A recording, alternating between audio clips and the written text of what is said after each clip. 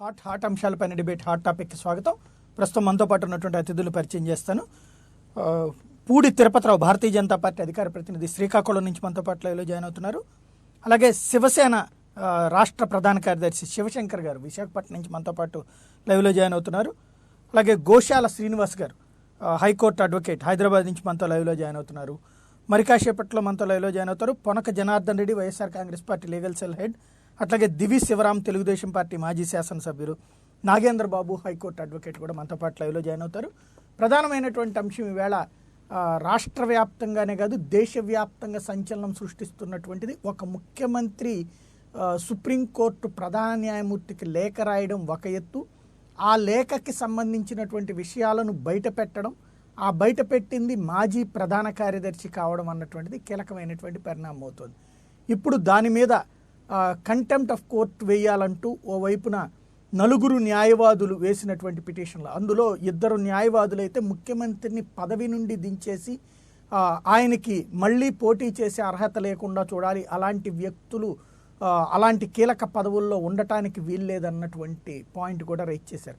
ఈ నేపథ్యంలో అసలు ఏం జరగబోతోంది, ఇది తాజాగా రేగుతున్నటువంటి ఉత్కంఠ, ఏం జరుగుతుంది అన్నటువంటి అంశానికి సంబంధించిన చర్చ చూద్దాం. ముందుగా గోశాల శ్రీనివాస్ గారు ఏమంటారు, ఈవేళ ముఖ్యమంత్రిని అర్జెంటుగా పదవి నుండి దించేయడం అనేటువంటిది కంటెంప్ట్ ఆఫ్ కోర్ట్ కేసులో జరుగుతుందా? కోర్టు ప్రొసీడింగ్స్ లాంచ్ అయిన తర్వాత విచారణ జరగాలి. దాని మీద ఏ వ్యక్తి అయితే కంటెంప్ట్ ప్రొసీడింగ్స్ ని ఫేస్ చేస్తున్నారో ఆయనకి సంజాషి చెప్పుకునే అవకాశం ఉంటుంది. సహజ న్యాయ సూత్రాలకు వ్యతిరేకంగా ఏం పనిచేయదు. ఇది అక్కడ ఒక లాబీలు ఏమి ఉండవు. సహజ న్యాయ సూత్రాలకి తగినటువంటి అవకాశం ఇవ్వాలి. ఆయన సంజాషి చెప్పుకోవడానికి అవకాశం ఇవ్వాలి. ఆయన తప్పు చేశారా లేదా అనేది విచారణ జాగ్రత్తగా జరగాలి, చాలా జాగ్రత్తగా జరగాలి. కాబట్టి ఆయన అప్పటికే అనుమానాలు వ్యక్తం చేస్తున్నారు ఇక్కడ ప్రత్యేకించి న్యాయ వ్యవస్థ మీద. ఆ అనుమానాలు వ్యక్తం చేసినందుకు నువ్వు నేరస్తుడివి అని చెప్తారా, లేదా నువ్వు ఏదైతే నీ లెటర్లో ఉటంకించావో ఆ విషయాలకి సబ్స్టాన్షియేట్ చేస్తూ విషయాలు లేవని రాశారు వీళ్ళు పిటిషన్ లో. నేను చదివిన ప్రకారం, నాకు అర్థమైన ప్రకారం స్కాండలైజ్ చేశారు అని. స్కాండలైజ్ చేయడం అంటే ఏమిటి?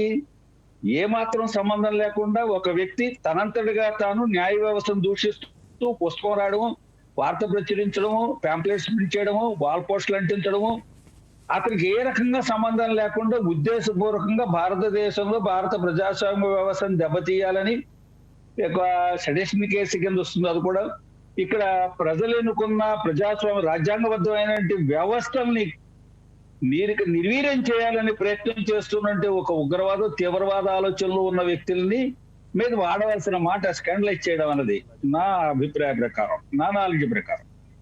ఇతను ఉన్న విషయాలన్నీ ఉటంకిస్తూ ఉత్తరం రాశారు. అసలు ఇక్కడ ఒక చర్చ జరగాలి అన్న విషయాన్ని ఈ చర్చ లేవనెత్తారు కదా, మంచి లేవనెత్తారు విషయాన్ని. మరి వారి పిటిషన్ వేయడం కూడా విచారణ, ఆయన రాసిన ఉత్తరం మీద ప్రధాన న్యాయమూర్తి తన యొక్క ప్రతిస్పందన ఇంతవరకు తెలియజేయలేదు. తదుపరి చర్యలు ఏ విధంగా జరుగుతున్నాయి అనేది మన వార్తల్లోనే వింటున్నాం. రాష్ట్రాలన్నీ గతంలో రాష్ట్రాల్లో ఏ విధంగా ఉన్నాయి అన్నది హైకోర్టు ప్రధాన న్యాయమూర్తి తెప్పించుకుంటున్నారు, ఆయన దాన్ని పరిశీలిస్తున్నారు. నిజానిజాలు ప్రధాన న్యాయమూర్తికి తెలియాలి, హైకోర్టు యంత్రాంగానికి తెలియాలి. కాబట్టి ఇటువంటి చర్చ జరుగుతున్నప్పుడు మరి దీన్ని ఆ విధంగా లేవనెత్తిన చర్చను లేవనెత్తిన చీఫ్ మినిస్టర్ గారు contempt of court, criminal contempt of court proceedings ని ఏ విధంగా ఎదుర్కొంటారు, ఏ విధంగా ఆయన మీద ఈ అస్త్రాలు వేస్తారు అన్నది మనం చూద్దాం. ఇంతవరకు హైకోర్టులో సుప్రీంకోర్టులో పిటిషన్ వేశారు. సుప్రీంకోర్టులో అటువంటి పిటిషన్ వేయడానికి contempt of court proceedings launch చేస్తాను, నాకు అనుమతి ఇవ్వండి అని చెప్పి అశ్విని కుమార్ ఉపాధ్యాయ అనేటువంటి అడ్వకేట్ గారు ఒక లెటర్ రాశారు అటార్నీ జనరల్ కెకే వేణుగోపాల్ గారికి. నన్ను అనుమతించండి, కన్సెంట్ ఇవ్వండి అని. ఆ అశ్విని కుమార్ ఉపాధ్యాయ గారు అంతకు పూర్వమే భారతదేశంలో చట్టసభల్లో శాసనాలు చేసేటువంటి ప్రజాప్రతినిధులు, చట్టాలు తయారు చేసిన ప్రజాప్రతినిధులు, పూర్వ ప్రజాప్రతినిధుల మీద వివిధ రకాలైన క్రిమినల్ కేసులు ఉన్నాయి. Misuse of power, misuse of office, అలా చాలా కరప్షన్ ఛార్జెస్ మీద ఉన్నాయి. వారందరి మీద ఉన్న కేసులు త్వరితగతిన విచారణ చేయండి అని చెప్పి ఈ అశ్విని కుమార్ ఉపాధ్యాయ గారే self styled activist BJP activist, BJP అట్లా ఓన్ చేయలేదని మరి నాకు తెలిసినంత వరకు. ఆయన ఒక పిటిషన్ వేశారు బిల్, అది 16 సెప్టెంబర్ విచారణకు వచ్చింది. అది జగన్ గారి కేసులన్నీ విచారణ చేయడానికి ఎక్స్‌ప్లెనేటరీ పిటిషన్ పెట్టింది కాదు. మొత్తం భారతదేశం మొత్తం మీద 4,400 ఎంతో అంటే ఇక్కడ ఒక్క మాట, అశ్విని ఉపాధ్యాయది కాదు, ఇంకొక నలుగురు న్యాయవాదులు పిటిషన్ వేశారండి. ఈ నలుగురు కూడా ఇక్కడ నిన్న దాని మీద విచారణ జరిగినటువంటి సందర్భంలో ఈ నెల 16కు వాయిదా వేశారు. ఆ వాయిదా వేసిన ఈ నలుగురు కూడా ఈ లెటర్ తర్వాత, ఆయనది అశ్విని ఉపాధ్యాయది వేరు, ఆ తర్వాత ఆయన జగన్ దాని మీద కూడా అడగటం వేరు. బట్ నలుగురు న్యాయవాదులు వేసినటువంటి పిటిషన్లు అన్నటువంటి ఇక్కడ ఇంపార్టెంట్ అవుతున్నాయి. అది కూడా నిన్న విచారణ జరిగి 16కి వాయిదా పడినటువంటి నేపథ్యంలో. 16కి వాయిదా పడలేదండి, 16కి పోస్టింగ్ పడింది. దాన్ని అడ్మిషన్కి వచ్చింది అన్నది, దాని చేత నోటీస్ ఇస్తారు. అంచేత వాయిదా అన్నది ఎప్పుడంటే ఆర్గ్యుమెంట్స్ ఓపెన్ అయింది, హియరింగ్ ఓపెన్ అయిన తర్వాత పడిందని వాయిదా అంటాం మనం. ఇక్కడ ఏం జరిగిందంటే చెప్పకపోతే పూర్వాన్ని జరిగింది, చెప్పకపోతే కంటెంప్ట్ ఆఫ్ కోర్ట్ ఎలా వస్తుందో తెలియాలి కాబట్టి ప్రజలకి. ఇక్కడ మీరు వేసింది ఎవరంటే G S Mani advocate and Pradeep Kumar Yadav, వాళ్ళిద్దరు కలిసి ఒక పిటిషన్ వేశారు. మూడో పిటిషన్ సుశీల్ కుమార్ సింగ్ అని ఒక ఆయన వేశారు. 2 పిటిషన్ వాయిదా వచ్చే విచారణకు వచ్చాయి. అది ఇంకా అడ్మిట్ అయిందా లేదా అన్నది తెలియాలి. నోటీస్ ఇస్తారు, నోటీస్ బిఫోర్ అడ్మిషన్ అయి ఉంటుంది. కాబట్టి ఇక్కడ విషయం ఏంటంటే కంటెంప్ట్ ఆఫ్ కోర్ట్ అన్నదాని మీద వచ్చినట్టయితే ఒక్కసారి విషయం గుర్తు చేసుకుందాం. గుర్తు చేసుకోకపోతే మహానేరం, మహానేరం. అంచేతే సుప్రీంకోర్టు అటువంటి పాత గుర్తు చేస్తూ ఉంటుంది, మేము కూడా గుర్తు చేస్తూ ఉంటాం. మరి వి రామస్వామి గారి విషయంలో పేపర్లో వచ్చిన దాని మీద ఆయన సెలవు మీద వెళ్ళమని చెప్పారు సుప్రీంకోర్టు జడ్జి గారు. అప్పుడు సవిశాఖ ముఖర్జీ గారు, అప్పుడు ఈ కేకే వేణుగోపాల్ గారు, ఈ అటార్నీ జనరల్ గారు వెళ్ళి చెప్పారు, ఏమండి దాని మీద చాలా దుమారం వస్తుంది, ఆయన సెలవు మీద వెళ్ళమని చెప్పండి అని. మరి ఈయన మీద ఆయన పబ్లిక్ కోర్టులో అనౌన్స్ చేశారు, నేను decided I'm asking mister V Ramaswamy to go on leave and ఈ constituted 3 men committee, in house committee. దాని మీద ఏం చర్యలు ఏం చేసుకోలేదు, కంటెంప్ట్ ఆఫ్ కోర్ట్ ఏం రాలేదు. ఆ పేపర్ల మీద విపరీతంగా పేపర్లు రాసాయి, ఆ పేపర్లు ఏం రాసాయి కూడా మన దగ్గర వివరాలు ఉన్నాయి. దాని మీద కంటెంప్ట్ ఆఫ్ కోర్ట్ ప్రొసీడింగ్ తీసుకోలేదు. తీసుకోకూడదు లేదంటే అర్థం తీసుకోకూడదు అని, అది ప్రెసిడెంట్ ఏం లేదు, పోనీ చేద్దాం. సుప్రీంకోర్టులో చీఫ్ జస్టిస్ మమ్మల్ని చెనవు చూస్తున్నారు, సిట్టింగ్ జడ్జెస్ ప్రెస్ మీట్ పెట్టారు. ప్రెస్ మీట్ పెట్టి లో క్యాస్ట్, లో వాల్యూడ్, లో వ్యాక్యుల్ అంటే అతి తక్కువ విలువైన సీనియర్ జడ్జీలు వేస్తున్నారు, బాగా ఎక్కువ విలువ ఏమో మిగతా వాళ్ళకి వేస్తున్నారు, రాస్టర్ మెయింటైన్ చేయట్లేదు, డిసిప్లిన్ మెయింటైన్ చేయట్లేదు, ప్రోటోకాల్ మెయింటైన్ చేయట్లేదు అని ప్రెస్ మీట్ పెట్టారు. ఇటువంటి సుప్రీంకోర్టు చీఫ్ జస్టిస్ మీదే ప్రెస్ మీట్ పెట్టినప్పుడు ఒకళ్ళు కాదు, ఇద్దరు కాదు, ముగ్గురు కాదు, నలుగురు కాదు, చాలా హ్యాండ్ఫుల్ ఆఫ్ జడ్జెస్ 5 పైన అక్కడ పెట్టారు. పానివారి కాన్ఫరెన్స్ లో పార్టిసిపేట్ చేశారు అన్నగాని పాపం కమ్యూనిస్ట్ లీడర్ గారు మద్రాసు నుంచి రాజా గారు, ఆయన వెనకాల నుంచున్నారు. ఒక రాజకీయ నాయకుడిని కూడా పక్కన పెట్టుకున్నారు. దీని మీద మనం చర్చ చేయలేదు, చేయలేదు. ఇది ఏదో క్షాళన కోసం, ఈ వ్యవస్థను సంస్కరించడం కోసం సుప్రీంకోర్టు జడ్జీలు ఆ మాత్రం మాట్లాడబోతే ఎలాగా అనుకుంటూ మనందరం నిన్న ప్రేక్షక పాత్ర వహించాం. అప్పుడు ఈ ప్లేడర్లు, ఈ supreme court bar association of Delhi high court మాట్లాడలే, బార్ కౌన్సిల్ మాట్లాడలే. ఇప్పుడు ఈ జడ్జీలు అందరూ రాస్తున్న లెటర్లు జడ్జీలు ఎవరు రాయలేదండి. ఒక retired judge Andhra Pradesh doctor Naushad Ali గారు మాత్రం చీఫ్ జస్టిస్ కి ఒక లెటర్ రాశారు, ఒక పార్ట్. ఓకే, ఇప్పుడు మీరు దీని మీద కంటెంప్ట్ తీసుకోమని పిటిషన్ వేశారు అడ్వకేట్స్. ఈ అడ్వకేట్స్ ఎవరంటే జిఎస్ మణి అండ్ ప్రదీప్ కుమార్ యాదవ్, సుశీల్ కుమార్ సింగ్. కాబట్టి ఇవి విచారణకు రానివ్వండి, విచారణకు వస్తే అప్పుడు ఆయన కంటెంప్ట్ అనేది వస్తుందా, కంటెంప్ట్ ఎవరి మీద వస్తుంది, ఆయన వచ్చే అవకాశం ఉంటుందా లేదా మీ ఉద్దేశంలో? కంటెంప్ట్ అనేది అట్రాక్ట్ వచ్చే అవకాశం ఉంటుందా లేదా అంటే నేను ఎప్పుడు ఎలా ఎగ్జామిన్ చేస్తానంటే గతంలో ఉన్న పరిస్థితుల్ని, ఈవేళ ఉన్న పరిస్థితుల్ని. అసలు ఏమండి పార్లమెంట్ లో ఇంపీచ్ చేస్తారు, జడ్జిని నోటీస్ ఇస్తారు, ఇంపీచ్మెంట్ ఓడిపోతుంది. అంటే ఇక్కడ ఒక చిన్న డౌట్, చెప్పండి. ఒక చిన్న డౌట్, నిన్న మహారాష్ట్ర అసెంబ్లీకి సంబంధించి చీఫ్ జస్టిస్ బాబ్డే గారు ధర్మాసనం ఒక తీవ్ర వ్యాఖ్యలు చేసింది. ఏంటంటే అక్కడ మేము ఆల్రెడీ సుప్రీంకోర్టు ఆర్డర్ ఇచ్చింది, ఆర్నాబ్ గోస్వామి మీద నోటీసులు ఏమి ఇవ్వద్దు, అది ప్రివిలేజెస్ కిందకి రాదు, శాసనసభ ప్రివిలేజెస్ కిందకి రాదు, కాబట్టి అతని మీద ఎలాంటి చర్య తీసుకోవద్దని చెప్పేసి ఇంతకు ముందే ఆర్డర్ వేసింది. అయితే ఆ ఆర్డర్ని పక్కన పెట్టి నోటీస్ని సర్వ్ చేశారు అక్కడ ఉన్నటువంటి అసెంబ్లీ కార్యదర్శి. ఈ సందర్భంగా నిన్న హరీష్ సాల్వే మాట్లాడినప్పుడు అంటే ఆ సర్వ్ చేయడం ఒక ఎత్తు, ఆ సర్వ్ చేసినటువంటి నోటీస్ని పత్రికాముఖంగా ప్రొజెక్ట్ చేశారు. ఇలాగా నేను సర్వ్ చేయొద్దని ఆదేశించిన తర్వాత కూడా సర్వ్ చేయడం ఏంటి, ప్లస్ అది మీడియాకి బయట పెట్టడం ఏంటి, మీడియా ద్వారా ప్రజల్లోకి తీసుకెళ్లడం ఏంటి, ఇది కోర్టు ధిక్కరణ కింద భావిస్తున్నాం అంటూ తీవ్రమైనటువంటి హెచ్చరిక చేసింది. అంటే అక్కడ కూడా పత్రికల్లో రావడం, ఇప్పుడు ఇక్కడ కూడా జగన్ లేఖ రాయడం ఒక యాంగిల్, దాన్ని బయట పెట్టడం అన్నటువంటిది మరొక యాంగిల్. అది అందువల్ల అచ్చా చక్కగా చెప్పారండి. మంచి ఉదాహరణ కూడా తీసుకొచ్చారు. గతంలో కూడా ఇటువంటి జరిగాయి. గతంలో కూడా అప్పుడు మనకి మేడం గాంధీ గారు ఉన్నప్పుడు supremacy of judiciary and supremacy of parliament దాని మీద ఇదే చర్చ. పార్లమెంట్ లో జరిగిన అనేక విషయాల్లో స్పీకర్ నిర్ణయం తీసుకునే వరకు కోర్టులు జోక్యం చేసుకోవచ్చా? అబ్బాయి కోర్టులు చేసుకోవచ్చు, రివ్యూ పవర్ ఉంది. కోమటిరెడ్డి వెంకటరెడ్డి కేసు మళ్ళీ వచ్చేసింది మనకి ఇక్కడ. అంతేత రివ్యూ పవర్ ఉంది, రివ్యూ పవర్ లో మేము ఎప్పుడైనా కలగ చేసుకోవచ్చు అని. రివ్యూ దేని మీద? ఒక శాసనం చేసి ఓ శాసన నిర్ణయం జరిగి ఆ శాసనసభ ఒక నిర్ణయానికి వస్తే ఆ నిర్ణయం అవునా కరెక్టా కాదా అనేది రివ్యూ పవర్. రివ్యూ అంటే అది ఇంకా అసలు చేసుకోకుండానే రివ్యూ చేయకూడదు. నోటీస్ ఇచ్చే అధికారం ఉందా లేదా, మొదటి నుంచి మొదలు పెడదాం. స్పీకర్ సంతకం పెట్టే అధికారం ఉందా లేదా, అసలు టైప్ చేస్తుంటే ఆపేయచ్చా, మనం ఏదైనా ఎంక్వైరీ చేస్తేనే ఎంక్వైరీ ముందే ఆపేయచ్చా? మనం ఎమర్జెన్సీ తర్వాత కేంద్ర ప్రభుత్వం అప్పుడు మొరార్జీ దేశాయ్ ప్రధానమంత్రి ఉన్నప్పుడు కేంద్ర ప్రభుత్వం షాక్ కమిషన్ అని వేసిందండి. దేని మీద వేసింది? మేడం ఇందిరాగాంధీ గారి పరిపాలనలో జరిగిన అవకతవకల మీద ఎంక్వైరీ చేయమని. దాన్ని సుప్రీంకోర్టు ఆపలేదే. అంటే ఆత్మని కాదు, ఆత్మని వెళ్ళారు, ఆపలేదు, లెట్ గో అన్నారు.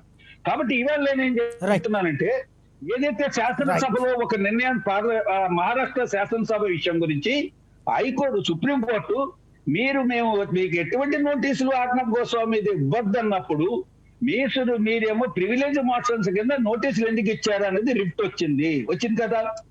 అది పేపర్లో ఇస్తారు. శాసనసభ ఈ పేపర్లో ఏది ఇవ్వకూడదు అన్నది, పేపర్లో ఏది ఇవ్వకూడదు అంటే మళ్ళీ మనం ప్రాథమిక సూత్రాలకు వెళ్ళిపోతున్నాం. మనం కాన్స్టిట్యూషన్ లో ఫండమెంటల్ రైట్స్ వెళ్ళిపోతాం. ఫండమెంటల్ రైట్స్ వచ్చేందుకు ఎగ్నెస్ట్ అయిపోతుంది. అసలు అసెంబ్లీకి తన యొక్క వ్యవహారాలు నడుపుకోవడానికి అధికారం ఉందా లేదా ప్రతిసారి న్యాయ వ్యవస్థే అసెంబ్లీ వ్యవహారాలు, ఎగ్జిక్యూటివ్ వ్యవహారాలు అన్ని వాళ్ళని అడిగి ఫైల్ వాళ్ళ దగ్గర పంపించాలా? ఇదేదో నిర్ణయించుకుందాం. మనం ప్రజాస్వామ్యం మనం పెట్టుకున్నాం. Ultimately people are powerful, the rulers are the people. Rulers are the people, ఇంకెవరు కాదండి. ఈ మూడు ఇన్స్టిట్యూట్ మళ్ళీ మీ దగ్గరకు వస్తాను శ్రీనివాస్ గారు, సాయి గారు మళ్ళీ మీ దగ్గరకు వస్తా. ఒక్క నిమిషం, మిగతా వాళ్ళతో కూడా మాట్లాడి ఒక్కసారి మీ దగ్గరకు వస్తాను. శివశంకర్ గారు ఏమంటారు? సాయి గారు, ప్యానెల్లో ఉన్న వాళ్ళందరికీ కూడా వెరీ గుడ్ మార్నింగ్. మార్నింగ్. ఇక్కడ కంటెంప్ట్ ఆఫ్ ది చెప్పండి సుప్రీంకోర్టు రూల్స్ 1975 ప్రకారం ఏంటంటే రూల్ 3A-BC అని 3 ఉన్నాయండి.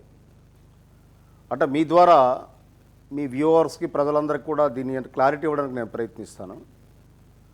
ఏ ఏంటంటే సుప్రీంకోర్టు రూల్ 3A ప్రకారం సుమోటోగా తీసుకోవచ్చు contempt. B attorney general initiate చేయొచ్చు. సి వచ్చేసరికి ఏంటంటే any person with prior consent of the attorney general అని ఉంది. ఇప్పుడు సి ప్రకారము ఈ అడ్వకేట్స్ అందరూ కూడా ఏంటంటే కంటెంప్ట్ వేస్తున్నారు. నోటీసు ప్రొసీడింగ్స్ ఇష్యూ చేయడానికి పర్మిషన్ కావాలని చెప్పేసి పెట్టడం జరిగింది. అయితే దీనికి ఏమిటి అంటే మీకు కంటెంప్ట్ కింద వస్తుందా రాదా అని మీరు ఇందాక అడుగుతున్నారు. ఇక్కడ అది scandalisation and vilification of the judge or intentionally interference in the administration of the justice. ఆ 3 ఎస్టాబ్లిష్ అయితే కంటెంప్ట్ కింద వస్తుంది. అయితే ఇప్పుడు ఆయన లెటర్ రాశారు. ఓన్లీ లెటర్ రాశాక దానికి సపోర్టివ్ ఎవిడెన్స్ కూడా ఇచ్చారు అని చెబుతున్నారు వాళ్ళ తన పార్టీ ప్రతినిధులు కానీ లీగల్ ప్రతినిధులు కానీ. ఆ ఎవిడెన్స్ ఏదైనది మనకు తెలియచేయలేదు. అది సుప్రీంకోర్టు జడ్జి గారికి ఇవ్వడం జరిగింది. లెటర్ రాశాక ఏం చేశారు అనంటే ప్రెస్ మీట్ పెట్టి చెప్పడం జరిగింది. ప్రెస్ మీట్ పెట్టి చెప్పిన దాన్ని బట్టి మనకి అర్థమవుతుంది ఏంటి అంటే ఇట్ ఈజ్ స్కాండలైజింగ్ అండ్ విలిఫికేషన్ రెండూ కూడా ప్రైమా ఫేసి కనిపిస్తుంది. Because I'm also advocate, so ఆ యాంగిల్లో నాకు కనిపిస్తుంది. ఎందుకంటే స్కాండలైజేషన్ ఆఫ్ ది జడ్జెస్, మీరు అలా చేశారు, ఇలా చేస్తున్నారు, ఆయన ఇన్ఫ్లుయెన్స్ చేస్తున్నారు అని చెప్పి దీనికి ఇంటెన్షన్ ఉందా లేదా, for what purpose this man released this letter, ఆ intention behind the act, intention behind the act ఏమిటి అని అంటే there are so many criminal cases against the honourable chief minister. So maybe the intention is there to indirectly influence, pressurize or interfere with the administration of the justice. Vilification of the judges, ఇవన్నీ కూడా it comes under contempt. The only thing ఏమిటి అంటే attorney general permission ఇవ్వాలి. ఆయన మొదట ఇచ్చిన సమాధానంలో ఏం చెప్పారు అని అంటే since the matter is pending before chief justice I decline to consent అని లెటర్ ఇవ్వడం జరిగింది. అంటే నేను ఇప్పుడు కన్సెంట్ ఇవ్వడానికి నేను ఒప్పుకోవటం లేదు, అది ఆ మ్యాటర్ సీజే దగ్గర ఉన్న మ్యాటరు అది తేలనివ్వండి అన్నట్టు మళ్ళీ అగైన్ వీళ్ళు వేయడం జరిగింది. కాబట్టి నేను ఇప్పుడు మనం చూడవలసింది ఏమిటి అని అంటే ఫస్ట్ పర్మిషన్ ఇవ్వాలి. దట్ ఈజ్ ఉందా లేదని సెకండ్ ఫేజ్లోకి వెళ్ళే ముందు అటార్నీ జనరల్ పర్మిషన్ వీళ్ళకి ఇవ్వాలి. ఇచ్చేటప్పుడు దాని మీద విచారణ జరుగుతుంది. విచారణలో ఎవరికైతే కంటెంప్ట్ ప్రొసీడింగ్స్ ఎగనిస్ట్ హూమ్ ఒక చిన్న విషయం ఇక్కడ అటార్నీ జనరల్ గారు ఇక్కడ ఈయనకి ఇవ్వలేదు అశ్విని ఉపాధ్యాయకి, కాకపోతే మీరు అందులో కంటెంట్ చెప్పారు కాబట్టి అది అట్రాక్ట్ అవుతుంది అంటున్నారు కాబట్టి అనుమతి ఇవ్వండి అని మళ్ళీ అశ్విని ఉపాధ్యాయ రాశారు, అది వేరు. బట్ మరొక నలుగురు కలిసి సుప్రీంకోర్టులో పిటిషన్ వేశారు చీఫ్ జస్టిస్ ధర్మాసనానికి, దీన్ని విచారించండి, ఖచ్చితంగా ఆయన మీద కంటెంప్ట్ చేయండి అని. ఈయన మీరు చెప్పినట్టుగా సి ప్రకారం అయితే కనుక పర్మిషన్ తీసుకోవాలి, ఏ అయినా బి అయినా సి అయినా సరే పర్మిషన్ ఉండాలి. ఇక్కడ పర్మిషన్ అటార్నీ జనరల్ ఇవ్వలేదు, ఇవ్వమని మళ్ళీ అడుగుతున్నారు ఆయనేమో. ఇటు మిగతా నలుగురు ఏకంగా సుప్రీంకోర్టు చీఫ్ జస్టిస్నే అడిగారు మాకు పర్మిషన్ ఇవ్వండి. ఇక్కడ అది విచారణ రేపొద్దున అడ్మిట్ అవుతుందా లేదా అనేది 16వ తారీఖున జరగబోతుంది. అదనమాట. అంటే కంటెంప్ట్ ప్రొసీడింగ్స్ అంటే ఇక్కడ ఏమిటంటే సుప్రీంకోర్టు వారిని సూమోటోగా తీసుకోమని పిల్లేసి ఉంటారండి. అంటే రూల్ 3A ప్రకారం ఏంటంటే కంటెంప్ట్ సుప్రీంకోర్టు సూమోటోగా తీసుకోవచ్చు. అంటే మాకు అటార్నీ జనరల్ పర్మిషన్ ఇవ్వటం లేదు కాబట్టి మీరు సూమోటోగా తీసుకోండి అని వేసి ఉంటారు. దాని మీద విచారణ అవుతుంది. విచారణ అడ్మిట్ అవ్వాలి. మొదట ఫస్ట్ ఆఫ్ ఆల్ అడ్మిట్ అవ్వాలి, తర్వాత ఆర్గ్యుమెంట్స్ జరగాలి. సో వాళ్ళు కేసు ఎస్టాబ్లిష్ చేయాలి. అప్పుడు దాంట్లో కంటెంట్ ఉంది అని అంటే వాళ్ళు అందులో మెన్షన్ చేసేటువంటి పాయింట్ ఇంకొకటి ఉందండి, ముఖ్యమంత్రిని తొలగించండి ఆ పదవి నుంచి అనేది. ఇలా కోర్టు ధిక్కరణలో ముఖ్యమంత్రిని తొలగించే కాన్సెప్ట్ కూడా ఉంటుందా, ఆ అధికారం కోర్టుకు ఉంటుందా? ఇప్పుడు కంటెంప్ట్ యాక్ట్ ప్రకారం ఏమిటి అని అంటే ఫర్ కంటెంప్ట్ కానీ ప్రూవ్ అయితే for term are which is maximum to the 6 months jail శిక్ష ఉంటుందండి, ఫైన్ ఉంటుంది, ఆర్ బోత్ ఉంటాయి. అప్పుడు ముఖ్యమంత్రిని తొలగించండి అని వీళ్ళు కంటెంప్ట్ ప్రొసీడింగ్స్ చేసిన పిల్లిలో వీళ్ళు కోరడం అన్నది అది కరెక్ట్ కాదండి. నా ఒపీనియన్ ప్రకారం అది కరెక్ట్ కాదు. ఈయన కోర్టు ధిక్కారానికి పాల్పడ్డారు, శిక్షించండి. ఏమి శిక్ష విధించాలంటే కోర్టు వారి పర్వ్యూ అది, దాంట్లోనికి మనం వెళ్ళకూడదు. నా according to my opinion, my personal opinion, according to my legal knowledge ముఖ్యమంత్రి తొలగించండి, ఆయన దించియండి పీఠం నుంచి అనే మాట అనకూడదు. అది దట్ ఇంటెన్షన్ ఈజ్ మళ్ళీ వేరే అవుద్ది. ఒకవేళ తొలగించవలసి అవసరం ఉన్నదంటే కోర్టు వారే దాన్ని డిసైడ్ చేస్తారు. The court it self will declare that is not eligible and is not having any eligibility to rule Andhra Pradesh since ఈ కంటెంప్టెడ్ సుప్రీంకోర్టు అని చెప్పేసి దాన్ని ముందు కోర్టు వారు ఏ జడ్జిమెంట్ ఇవ్వాలో మనం ముందు చెప్పడం అనేది కరెక్ట్ కాదండి. కోర్టు ధిక్కారణ కింద ఎట్లా వస్తుంది, ధిక్కారానికి ఎట్లా పాల్పడ్డారు, కాబట్టి దీని మీద ఆయనకి శిక్ష విధించండి అని మనం చెప్పాలి. రైట్. తిరుపతిరావు గారు ఏమంటారు? ఈవేళ భారతీయ జనతా పార్టీ నాయకులు ఓ పక్కనేమో ఇక్కడ మీ ఇద్దరు ఎవరి పనాళ్ళు చేసుకుంటున్నారు, అవసరమైన చోట కలుస్తున్నారు, అవసరం లేని చోట తిట్టుకుంటున్నారు. ఇప్పుడు ఆ తిట్టుకునేటువంటి చర్యల్లో భాగంగా మీ అధిష్టానం ఏమన్నా క్లియరెన్స్ ఇచ్చి అశ్విని ఉపాధ్యాయ చేత ఈ వ్యవహారంలో జగన్ని గద్దె దించేందుకు ఏమన్నా ప్రయత్నిస్తోందా?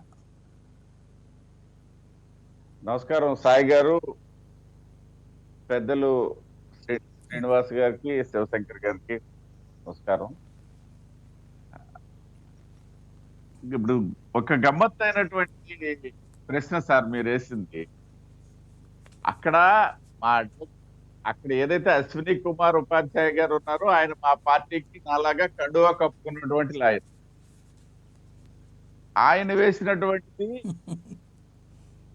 ముఖ్యమంత్రికి వ్యతిరేకంగా వెళ్తున్నటువంటి ఒక ట్రాక్ అయితే, ఇంకో ట్రాక్ ఏమని వినిపిస్తుంది, ఈ జగన్మోహన్ రెడ్డి గారి ద్వారా మేమేదో కాబోయే చీఫ్ జస్టిస్ పేరు ప్రస్తావించదలుచుకోలేదు, నేను కాబోయే చీఫ్ జస్టిస్ ని అడ్డుకోవడానికి మేమే ఇవన్నీ చేస్తున్నామని చెప్పేసి ఇంకో ట్రాక్ వినిపిస్తుందండి. ఇది మా పరిస్థితి ఎలా ఉందంటే, మీరు అన్నారు కదా అదే అర్థం కావట్లేదు ఇక్కడ డబుల్ గేమ్ ఆడుతున్నారా అని. అవి అవసరమైన దగ్గర కొట్టుకుంటున్నారు, అవసరం దగ్గర అయితే కౌగులించుకుంటున్నారు అనేసి. అంటే మేమేమి కౌగులించుకోవట్లేదు సార్, వాళ్ళు వెళ్ళి ఎక్కడో కౌగులించుకుంటున్నారు, ఇక్కడికి వచ్చి మాకేమో మోకాల మీద కొడుతున్నారు, లేకపోతే వెనక నుండి కాళ్ళ మీద కొడుతున్నారు వాళ్ళు. మేమేమి ఇక్కడ కౌగులించుకునే పరిస్థితి కూడా ఏమీ లేదు. అయితే విచిత్రమైన పరిస్థితి ఏంటంటే ఇవాళ సరే ఈ న్యాయపరమైనటువంటి అంశాలు ఇవన్నీ పెద్దలు శ్రీనివాస్ గారు ఉండగా నేను మాట్లాడాల్సినటువంటి అవసరం లేదు, నాకు అవకాశం కూడా లేదు. అయితే ఏంటంటే ఇవాళ వచ్చినటువంటి ఈ పత్రికల్లో చూసిన హెడ్డింగ్స్, ఇక మాపై పడతారా, ఏదైతే ఈ వ్యాఖ్యలు ఉన్నాయో, మనం ఇంత ముందు కూడా చాలా సందర్భాల్లో చర్చ జరిగింది. హైకోర్టు కానీ సుప్రీంకోర్టు కానీ ప్రభుత్వానికి వ్యతిరేకంగా చేసినటువంటి వ్యాఖ్యలు, ఈ వ్యాఖ్యలు మళ్ళీ తీర్పుల్లో ప్రతిబింబించినట్లయితే ఒకలా ఉంటుంది, ప్రతిబింబించకపోతే ఒకలాగా ఉంటుంది అనే దాని మీద కూడా చాలా చర్చ నడిచింది. ఎందుకంటే ఘాటైన వ్యాఖ్యలు ఇవాళ కోర్టులు చేస్తున్నాయి. ఈ వ్యాఖ్యలు గనక తీర్పుల్లో గనక ప్రతిబింబించినట్లయితే హైకోర్టు చేస్తే సుప్రీంకోర్టుకి వెళ్తారు, సుప్రీంకోర్టు చేసినట్లయితే ధర్మాసనంకి వెళ్తారు, ఇదో ఒక అంశం. ఆ వ్యాఖ్యలు కనుక ప్రతిబింబించినటువంటి పక్షంలో ఈ ప్రభుత్వాలు కానీ, ప్రభుత్వాలనే కాదు సాధారణ మన మనుషులైనా ప్రజలైనా ఎవరైనా సాధారణ జనాభాలైనా సరే నష్టపోతారనేది ఒక అంశం. ఇవాళ మనం చూస్తుంటే ప్రతిరోజు కోర్టులు రాష్ట్ర ప్రభుత్వం మీద, ఈవెన్ సుప్రీం కోర్టు కూడా 5-6 పర్యాయాలు ఘాటైనటువంటి వ్యాఖ్యలు చేసినటువంటి సందర్భాన్ని మనం గమనించాలి. ఇవాళ చూసినట్లయితే ఇలా ఉంది. ఇందులో ఒక చిన్న విషయం ఉంది సాయి గారు, ఏదైతే ఆ వ్యాఖ్యలు చేస్తూనే జడ్జీలపై అభ్యంతరక పోస్టులు, ఎస్సీసీ తొలగింపు, ఈ అంశాలను కూడా ప్రస్తావించారు. ఉదాహరణకి జడ్జీలపై అభ్యంతరకరమైనటువంటి పోస్టులు, సభ్య సమాజం అందరము మనం దాన్ని వ్యతిరేకించాలా, ఖండించాలా ఖచ్చితంగా. ఆ పోస్టులు పెట్టారు. ఎవరు పెట్టారు? అందరితో పాటు, కార్యకర్తలతో పాటు వైసీపీలో ఉన్నటువంటి పార్లమెంటు సభ్యులు, మంత్రులతో సహా పెట్టినటువంటి సందర్భాన్ని నేను గుర్తు చేస్తున్నా. వాటిని పేర్లతో సహా హైకోర్టు ప్రభుత్వానికి ఇచ్చి చర్యలు తీసుకోమని. ఇక్కడ ప్రభుత్వం చేస్తున్నా అంటే ప్రభుత్వం వైపు నుండి కూడా ఈ ప్రచ్ఛన్న యుద్ధం దగ్గర నుండి ప్రత్యక్ష యుద్ధానికి ప్రిపేర్ అయ్యిందా అనే దానికి 2 కారణాలు. ఒకటి, ఇవాళ మా కార్యకర్త అండి సోంపేటలో ఒక కార్యకర్త ఎక్కడో విగ్రహం పగిలిపోయిందని చెప్పి ఒక ఆయన పోస్ట్ పెడితే దాని మీద ఆవేదన వెల్లగొక్కుతూ సోషల్ మీడియాలో ఒక పోస్ట్ పెట్టి ఫార్వర్డ్ చేశాడండి వాట్సాప్ లో. దాన్ని తీసుకొని ఇవాళ ఆయన మీదేమో కేసు కట్టారండి, నాన్ బెయిలబుల్ కేసు కట్టారు. మేమంతా గొడవ చేసిన తర్వాత లేదండి మా మీద ఒత్తిడి ఉంది, డీజీపీ దగ్గర నుండి ఒత్తిడి ఉందని చెప్తున్నారండి పోలీస్ అధికారులు. మీరు ఇందాక చెప్పారు మేము కావలించుకుంటున్నామంటే ఇలాగే ఉంటది మా కావలించుకోవటం. మేము ఒత్తిడి చేస్తే బెయిలబుల్ అండి, పార్టీ 1 నోటీస్ తో మేము ఇస్తాము, బట్ కేసు మాత్రం మాకు కట్టనివ్వండి అని చెప్పేసి మాకు అడుగుతున్నటువంటి సందర్భాన్ని గుర్తు చేస్తున్నా. మరి సోషల్ మీడియాలో పోస్టులు ఉన్నటువంటి పరిస్థితుల్లో అంత తీవ్రమైనటువంటి ఆలోచనతో ప్రభుత్వం ఉంటే కనీసం హైకోర్టు ప్రస్తావించి హైకోర్టు చెప్పినటువంటి వ్యక్తుల మీద వీళ్ళు ఏ చర్య తీసుకోకపోతే మనం ఏ విధంగా భావించాలి సాయి గారు? ఇది ఒక విషయం అండి. రెండో విషయం వచ్చేసరికి వాళ్ళ ప్రభుత్వం సరే ముఖ్యమంత్రి చీఫ్ జస్టిస్ లేఖ రాయడము అది కరెక్టా అవునా కాదా ఇవన్నీ ఒక చర్చ అండి. ప్రధానంగా ఇవాళ చర్చలోకి వస్తున్నటువంటిది ఏంటంటే కల్లం అజయ్ రెడ్డి ఉన్నాడు, అజయ్ కల్లం అంటాం మనం. ఆయన ఏం చేశారు? పత్రికలు విడుదల చేశారు. 6వ తేదీన లేఖ రాశారు, 10వ తేదీన పత్రికలు విడుదల చేశారు. 10వ తేదీన పత్రిక. సరే మధ్యలో ఏవో డెవలప్మెంట్స్ వచ్చాయి, ఆ విడుదల చేయడానికి కూడా మేమే కారణం అని చెప్పేసి కొంతమంది అంటున్నారు. అది మేము మేము ముందే చెప్పామన్నమాట, మాకు సంబంధం అయితే లేదు అన్నటువంటి విషయం.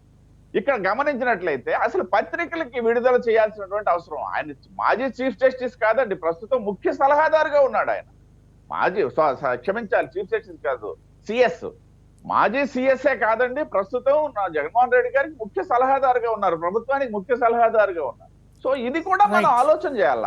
కాబట్టి ఓవరాల్ గా రాష్ట్ర ప్రభుత్వం అయితే ఖచ్చితంగా ప్రత్యక్ష యుద్ధానికే న్యాయ వ్యవస్థతో వెళ్తుంది. హైకోర్టు, సుప్రీం కోర్టు మనం ప్రస్తావించడానికి మనకి, కాబట్టి కోర్టు ధిక్కరణ వాళ్ళ మీద చర్య తీసుకోవడమే రైట్ అంటే గనక కేంద్ర ప్రభుత్వం మీ అటార్నీ జనరల్కి చెప్తే ఆటోమేటిక్గా తీసుకుంటారు కదా. మరి ఏమన్నా కేంద్ర ప్రభుత్వం తరపున ఏమన్నా అట్లాంటి పని జరిగే అవకాశం ఉంది? అటార్నీ జనరల్తో చెప్పి వీళ్ళకి పర్మిషన్ ఇవ్వమని చెప్పేటువంటి అవకాశం ఏమైనా ఉందా? నాకు తెలిసి అది అది నేను దానికి సమాధానం చెప్పలేను సార్. ఎందుకంటే మేనేజ్మెంట్ అయితే ఇక్కడ ఉండదు. As per system, as per law ఏదైతే ఉంటుందో అదే వెళ్తుంది తప్పిస్తే మేనేజ్మెంట్ కి అయితే మాత్రం మేమైతే లా ప్రకారం అయితే కనుక ఆయన ఇది అట్రాక్ట్ అవుతుంది అన్నారు కదా, కాబట్టి పర్మిషన్ ఇవ్వాలి అంటే అటార్నీ జనరల్ సాధారణంగా ప్రభుత్వం తరపున పనిచేస్తారు, కాబట్టి ప్రభుత్వం అనుమతి ఇవ్వాలి. అట్లాగేమన్నా ఇస్తుందా బీజేపీ ప్రభుత్వం? అదే అది యాజ్ పర్ లా అయితే సెంట్రల్ గవర్నమెంట్ వెళ్తుంది. నేను ఒక చిన్న విషయం ప్రస్తావించదలుచుకున్నాను సాయి గారు, మీ అనుమతితో. ఒక రహస్యం చెప్పండి ప్రజలకి, ఒక రహస్యం చెప్పండి. విషయం ఏంటంటే ఈ గొడవంతటికి ముందు అమిత్ షా గారిని కలిశారు. అమిత్ షా గారిని కలిసేటటువంటి రోజున ముందు అటార్నీ జనరల్తో 1 అవర్ వీడియో కాన్ఫరెన్స్ కాల్ నడిచింది ఏపీ భవన్ దగ్గర నుంచి. ఆ తర్వాత రోజున మళ్ళీ ఇంకోవైపున హోమ్ సెక్రటరీతో కూడా మీటింగ్ జరిగింది. రెండో రోజున కూడా మళ్ళీ అమిత్ షాతో కలవడం, ఆ తర్వాత మళ్ళీ ప్రధానమంత్రి కలవడం, ఆ తర్వాత ఈ లేఖ బయట పెట్టడం. వీటి వెనకాల ఉన్నటువంటి లింక్ ఏంటి? సాయి గారు, ఇందాక నేనే ప్రస్తావించాను, ఒక ట్రాక్ ఎలా నడుస్తుంది సాయి గారు అని చెప్పి. మీరు విపులంగా చెప్తున్నారు, పాయింట్ వైజ్ ప్రాక్టికల్. పోనీ ఎందుకు ఆయనతో మీటింగ్ పెట్టించారు అనేది ఏమైనా చెప్తారు? పోనీ నేను అదే చెప్పదలుచుకున్నాను సార్. ఒక్క విషయం సార్, ఇక్కడ ఒక ముఖ్యమంత్రి, ఒక హోం మంత్రి అటార్నీ జనరల్ అభిప్రాయం తీసుకోవడానికి ఇదే కేసు దీని ఆధారంగా ఉంటుందా సార్? ఈ సాధారణ పరిపాలనా వ్యవస్థలో ఎన్నైనా అవసరాలు ఉండొచ్చు కదా. సాధారణ పరిపాలనకి అటార్నీ జనరల్ కి ఏంటి సార్ సంబంధం? మరి అమాయకంగా మాట్లాడతారు. ఇంకా పోనీ ఏ సెక్షన్ 9, సెక్షన్ 10 సంస్థల గురించినో అట్లాంటిది ఏదైనా యాక్షన్ ఉంటే అయ్యో పాపం దీని గురించి మాట్లాడారు లేవంటారు, అట్లాంటిది ఏం లే ఇక్కడ. కానీ ఆ తర్వాత ఈ లెటర్ రాశారు, లెటర్ తర్వాత జరుగుతూ ఉంది. ప్రజల ముందు ఉన్నాం సార్, మనం ప్రజలకు స్పష్టత ఇవ్వాలి కదా. వేరేదే ఆయన ఏమన్నా పోలవరం గురించి, ఆడిట్ గురించి ఏమైనా మాట్లాడుకుంటారండి సరదాగా? అటార్నీ జనరల్తో గంట సేపు మీటింగ్, ఇంతకుముందు ఎందుకు మాట్లాడుకోలేదు? చంద్రబాబు గారు 5 ఏళ్లలో ఎందుకు మాట్లాడుకోలేదు అటార్నీ జనరల్తో, హోమ్ సెక్రటరీతో?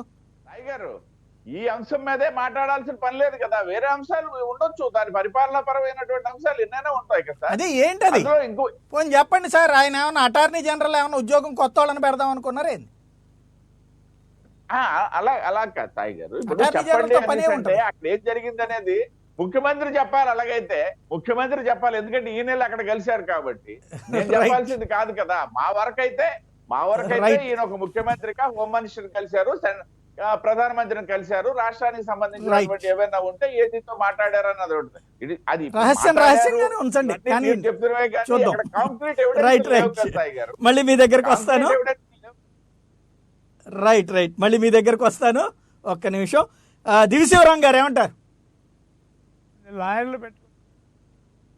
యాక్చువల్లీ మాలాంటి వాళ్ళు పిల్లటమే కరెక్ట్ కాదు. ఇది ఇట్స్ లీగల్ అఫైర్. లేదండి, అంటే ఇక్కడ లీగల్ ఒపీనియన్ వాళ్ళు ఇస్తారు, పార్టీ ఒపీనియన్ మీ దగ్గర నుండి ఉండటం బాగుంటుంది. సాయి గారు నమస్తే. ఇక్కడ ఉన్న పెద్దలు లాయర్లు అందరికీ 2 నమస్కారాలు. మా తిరుపతిరావు గారికి, శివశంకర్ గారికి కూడా నమస్కారాలు. ఇక్కడ నేను చెప్పేది ఒకటే సార్, అల్టిమేట్లీ 16th ఏదో డేట్ ఇచ్చారు. ఇవాళ నిన్న 2 పిటిషన్లు అనుకుంటా, 2 దాంట్లో 1 దాంట్లో 3 ప్లస్ ఆయన ఉపాధ్యాయ గారు. ఆయన ఇంకా పెట్టట్లేదు, ఎందుకంటే ఆయన ఏమన్నాడంటే అటార్నీ జనరల్ గారు ఇక్కడ కేసు ఉన్నది కానీ because it is and CS గారి దగ్గర, సిజేఐ గారి దగ్గర ఉన్నది కనుక నేను చెప్పడం భావ్యం కదా, ఆయన నిర్ణయం తీసుకోవాలని అన్నారు. దాని మీద మరలా ఉపాధ్యాయ గారు నిన్న ఒక స్టేట్మెంట్ చూసాము, నిన్న కాదు మొన్న, ఏమని మరలా బికాజ్ ఆల్రెడీ కేసు ఉందని మీరే అంటున్నారు కనుక మాకు అలో చేయమని అడుగుతానని చెప్పి అన్నారు. ఆయన పెట్టారో లేదో ఇంతవరకు తెలియదు. మిగతా ముగ్గురు 2 పిటిషన్లు 3 పిటిషన్లు వచ్చినవి ఏంటంటే సుమోటో అప్పుడు సీజే గారికి డైరెక్ట్గా అటార్నీ జనరల్ గారిని అడగకుండా వాళ్ళు నేరుగా కోర్టుకే పెట్టుకున్నారు. ఏమని ఇట్లా ఇది కంటెంప్ట్ ప్రొసీడింగ్స్ అది అట్రాక్ట్ అవుతుందా అది లేదనేది లెట్ జ్యుడిషియరీ డిసైడ్ ఇట్ అంటే అది వేరే సంగతి. కానీ మీరు ఒక్క విషయం, అది ఆయన రిజైన్ చేయాలా లేకపోతే ఆయన ఎంత వేయాలో శిక్ష అనేది పక్కన పెట్టుకుంటే తొలగించాలి. నాకు తెలిసి పక్కన మా ఎవరైనా స్నేహితులు వాళ్ళు లాయర్లు చెప్పింది ఏంటంటే దానికి ఏదో పెద్ద రిజైన్ చేయమని ఈయనేమి చెప్పడం అసలు. ఒకసారి శిక్ష పడితే ఆటోమేటిక్గా ఈ has to resign and demit the office, అది వేరే సంగతి. కానీ నేను అడుగుతుంది ఏంటంటే అంత అటార్నీ జనరల్ గారు కేకే వేణుగోపాల్ గారు ఆయన ఒక నిర్ణయం చెప్పారు. ఆయన ఏమని, దేంట్లో కేసు ఉన్నది, ఏ విధంగా ఆయన contempt of the case or contempt of the judiciary or contempt of the courts చెప్పారు కనుక దాన్ని ఉన్నది అని ఆయన చెప్పడం జరిగింది. అది ఏ రూపంలో కోర్టులోకి వస్తుంది అనేది it is a procedural issue, let us leave it there. ఎందుకంటే మనం దాన్ని ప్రభావితం చేయగలిగే శక్తి ఉన్నవాళ్ళం కాదు, నెంబర్ 1. నెంబర్ 2, ఇంకొక విషయం ఇందాక వారు చెప్తుంటే లాయర్ గారు వాళ్ళు వీళ్ళు చెప్తున్నారు. మేము అడిగేది ఒకటే ప్రశ్న సార్, పార్టీగా నేను అడుగుతాను, this is as a partisan పాలిటిక్స్గా మేము మాట్లాడుతున్నాం. ఒక పక్క నుంచి వేరే సైడ్ నుంచి ఆయనకు వ్యతిరేకంగా ఉన్న పార్టీ నుంచి మేము మాట్లాడుతున్నాం. అంత అవసరం ఏంటి? జ్యుడిషియరీ తోటి ఈయన అంతలా ఉన్న దెబ్బలాడ. మీకు లాస్ట్ టైం కూడా చెప్పాను, 35 అడ్వైజర్స్ ఉన్నారండి. ఇప్పుడు ఉన్నోళ్ళు సరిపోరనుకుంటే మంచి లీగల్గా ఉన్నోళ్ళని పెట్టుకోండి. ఏ విధంగా కోర్టుతోటి డీల్ చేయాలా, కోర్ట్స్తో డీల్ చేయాలనేది మీరు అనేది ఏంటి? ఇందాక వారు మన లాయర్ గారు పేరు శ్రీనివాస్ అనుకుంటారు, ఆయన చెప్తా ఉన్నారు ultimately voter is the final authority. Is not correct. Voter మేము ఎలక్ట్ గవర్నమెంట్, కానీ గవర్నమెంట్కి ఒక చట్టబద్ధమైన అధికారాలు ఉన్నాయి. బియాండ్ చట్టము వీళ్ళు చేయలేరు. చట్టాన్ని సబ్వర్ట్ చేసి దాని కాకుండా ఇంకో రకంగా చేస్తానంటే ఏ సభ్య సమాజం కూడా ఒప్పుకోదు. అది లాయర్లు కాబట్టి వాళ్ళు ఏ విధంగా అయినా చెప్పగలరు మాకు, దాని గురించి ఇది వేరే విషయం. కానీ ఒక సామాన్య మానవుడిగా ఫర్గెట్ అబౌట్ ఎడ్యుకేటెడ్ అనేది మనము చట్టం అనేది ఒకటి ఇచ్చారు, అది కరెక్టా రాంగ్ అని మీకు కావాలనుకుంటే ఈ విధంగా సీఎం గారు కనుక 151 సీట్లతోటి గెలిచారు కాబట్టి ఆయన ఏం చెబితే అదే జరగాల, కోర్టు తప్పు పట్టకూడదని అనుకుంటే పోండి, గో టు పార్లమెంట్, దాన్ని సవరణ చేసి ఇక కోర్టులకు ఎలాంటి అధికారం లేదు, they cannot interfere in the governmental actions though even if they are against constitution కనుక చట్టబద్ధత తెచ్చుకోమనండి, ట్రై చేయమనండి. తెచ్చుకోవటం అంత సులభమైన విషయం కాదనుకోండి. ఏదేమైనా ఒకటి మాత్రం నేను మీ దృష్టికి తీసుకొస్తున్నానండి. ఇవాళ అదే పనిగా ఇక మనం మొన్న అనుకున్నాము, మళ్ళీ నిన్న ఇవాళ రోజు ఏదో ఒక విషయం అండి, ఒక సామాన్యమైన విషయము. నేను నిన్న మా ఊర్లో ఒక చిన్న గొడవ జరిగింది, ఒక స్మాల్ గొడవ జరిగింది. ఏమని, ఇద్దరు కొట్టుకున్నారు. అది పార్టీ వ్యవహారాలా లేకపోతే ప్రైవేట్ వ్యవహారాలని పక్కన పెట్టుకోండి. ఇట్ సో హ్యాపెండ్ కొట్టిన ఆయనేమో అవతల ఇంటి మీద పోయి కొట్టాడు. ఆయన వైఎస్ఆర్ పార్టీలో ఉన్నాడు ప్రస్తుతం, ఇంకొక ఆయనేమో తెలుగుదేశం పార్టీలో ఉన్నాడు. కొట్టారు, సరే ఇద్దరికి దెబ్బలు తగిలాయి. మేము అడిగాము, ఏ బా ఇద్దరికి దెబ్బలు తగిలాయి అంటే, ఆ దెబ్బలు తగిలిన వాళ్ళు ఇద్దరు వాళ్ళు వీళ్ళు హాస్పిటల్లో ఉన్నారు, ఇద్దరు కూడా ముగ్గురు. వీళ్ళు ఏం చేశారు, తెలుగుదేశం పార్టీ నాయకుల మీద ఒక ఇద్దరి మీద ముగ్గురు మీద కేసు పెట్టారు, పక్కన వాళ్ళ మీద. అది కోర్టు సహిస్తుందా? కొట్టుకున్నాడు పెట్టండి, అది వేరే సంగతి. అంచేత ఇందాక మన తిరుపతిరావు గారు కూడా చెప్పారు, సోషల్ మీడియాలో ఏదైనా చేసిన వాళ్ళందరినీ, ఒక లేడీ చూసాము, మనకు గుర్తుండాల, అయిపోయి ఒక 5-6 నెలలు అయింది, అది ఆమె మీద కేసు పెట్టారు. ఒక డాక్టర్ అనస్థిస్ట్ మీద, నేను ఐ పిటీ హిమ్, పాపం ఒక anaesthetist is the most vulnerable candidate in Corona. ఎందుకంటే ఆయన నోరు పెట్టి ఓదాల్సి వస్తుంది, అత్యంత దగ్గరగా పేషెంట్కి ఉండాల్సి వస్తుంది ఆయనకి కనెక్షన్ లైన్లు ఇచ్చే ముందు, ఒక వెంటిలేటర్లు పెట్టేటప్పటికైనా. ఆయన అన్న మాట ఒకటే తప్పు, మాకు సరైన పరికరాలు లేవని. మరి ఆయన తీసుకెళ్ళి ఆఖరికి అల్టిమేట్లీ ఒక మెంటల్ పేషెంట్, ఇవాళ మెంటల్ పేషెంట్ అన్నోడు నిన్నటి దాకా ఎనెస్థీషియా సర్జరీకి ఇవ్వటం అనేది that is the most crucial part of the surgeries. అంటే ప్రాణం యొక్క ఆ పేషెంట్ ప్రాణం అంతా డాక్టర్ చేతిలో ఉంటుంది, ఇది అనెస్థెటిస్ట్ చేతిలో. అట్లాంటి వాడిని ఒక పిచ్చివాడిని చేసి రోడ్డు మీద ఇది చేసి హడావుడి చేసి కేసులు పెట్టడం జరిగింది. ఎందుకంటే వాట్ యు ఆర్ డూయింగ్. ఇంతవరకు ఎంతోమంది ముఖ్యమంత్రులు చూసామండి, కాంగ్రెస్ వాళ్ళు చూసాము, అందరూ చూసాము.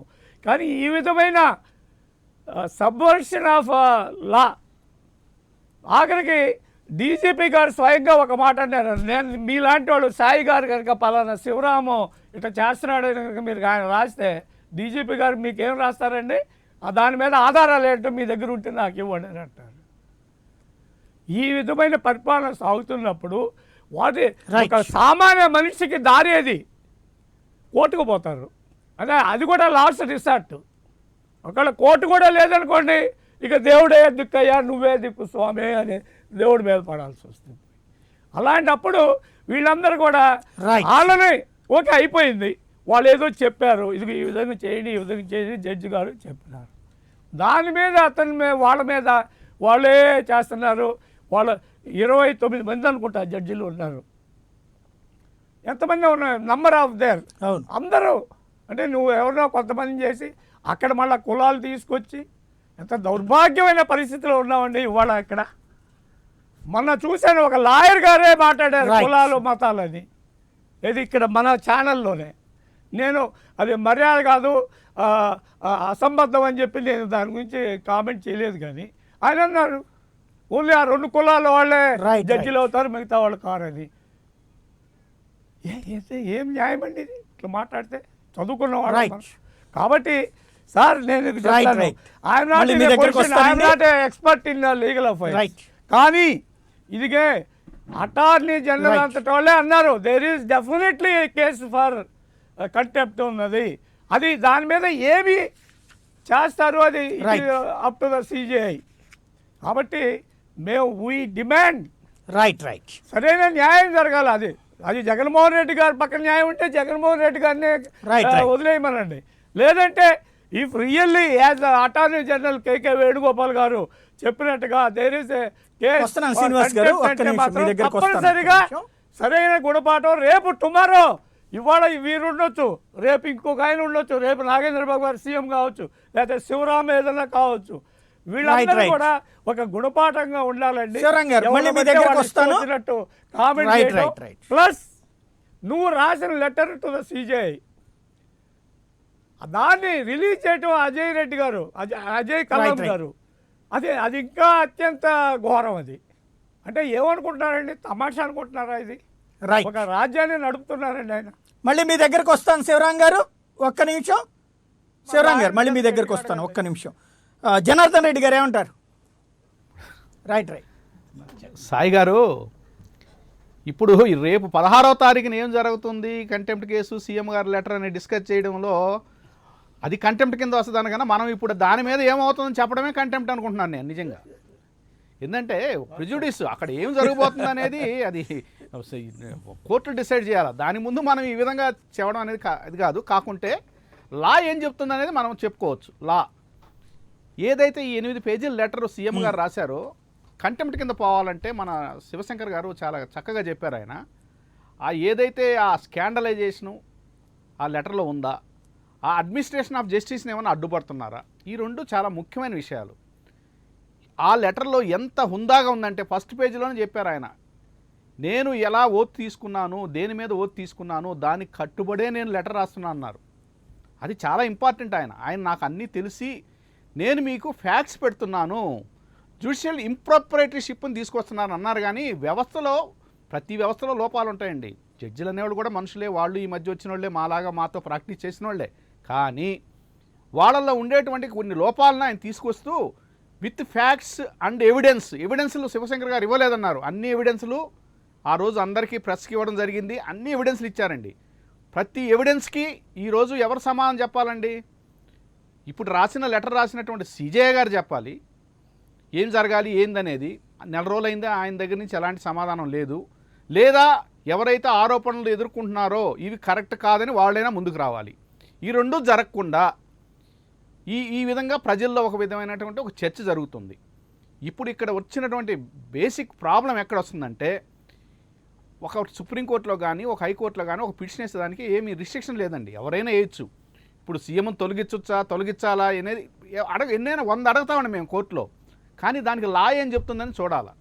కంటెంప్ట్ ఆఫ్ కోర్టు, క్రిమినల్ కంటెంప్ట్లో ఏం జరుగుతుంది? 6 months జైలు శిక్ష అనేది క్రిమినల్ కంటెంప్ట్లో ఉందండి మ్యాక్సిమం. అది మినిమమ్గా మనం తీసుకునేటువంటి ఒక పారామీటరు. సో దీంట్లో వేరే ఏదేదో అడుగుతున్నారనుకోండి వాళ్ళు, అవి అడిగినవన్నీ కరెక్ట్ కాదండి. అది ఎప్పుడైతే దీంట్లో అటార్నీ జనరల్ పర్మిషన్ అనేది చాలా ఇంపార్టెంటు. 3 రకాలుగా మన శివశంకర్ గారు ఆల్రెడీ చెప్పారు 3A-BC గురించి కంటెంప్ట్ ఆఫ్ కోర్ట్ యాక్ట్లో. దాంట్లో ఏంటంటే సుముటోగా తీసుకున్నప్పుడు కూడా కోర్టు అడగాలండి, అటార్నీ జనరల్ గారిని కన్సెంట్ అడగాలి. ఒక క్రిమినల్ కంటెంప్ట్ కోర్టులో తీసుకున్నప్పుడు హైకోర్టులో ఏమంటే అడ్వకేట్ జనరల్ని అడుగుతుంది, అదేవిధంగా సుప్రీంకోర్టులో అటార్నీ జనరల్ని అడుగుతుంది. సో ఆయన ఆల్రెడీ శివశంకర్ గారు చెప్పేశారు, I decline to give my consent అని చెప్పి క్లియర్గా ఒక పేరాలో ఆయన మన ఉపాధ్యాయ గారికి రాసినటువంటి లెటర్లో క్లియర్గా చెప్పేశాడు. అక్కడ అయిపోయింది ఎండ్. మళ్ళీ నేను ఇస్తానని ఆయన. సో దీంట్లో క్రిమినల్ కంటెంప్ట్ అనేది లేదనేది ఖచ్చితంగా మనకి తెలుస్తుందండి. సో దీని మీద అంత చర్చకి పోయి ఏదో జరగబోతుంది అనుకోవడం కూడా కరెక్ట్ కాదు. ఇది చాలా డెమోక్రటిక్ వేలో రాసినటువంటి లెటరు. ప్రతి అలిగేషన్కి ప్రతి ఆధారాన్ని ఇచ్చారు ఆయన. దాన్ని ఎవరో ఖండించాలి, అది ఎదుర్కొన్నటువంటి వాళ్ళు ఖండించాలి. 30 రోజులైంది, రాలేదు బయటికి, ఎక్కడ ఒక్క వాయిస్ రాలేదు. దాన్ని వదిలేసాం. సీజే గారి నుంచి కానీ కోర్టు నుంచి కానీ ఏమన్నా ఇంతవరకు దాని మీద ఏమన్నా తీసుకున్నారు యాక్షన్ అంటే అది తెలీదు. సో ఇవన్నీ ప్రశ్నలుగా మిగిలిపోయినప్పుడు మనం తొందరపడి ఇది జరగబోతుందా అనుకోవడం మాత్రం ఇది ప్రజలను తప్పుదావరు పట్టించడమే. రైట్.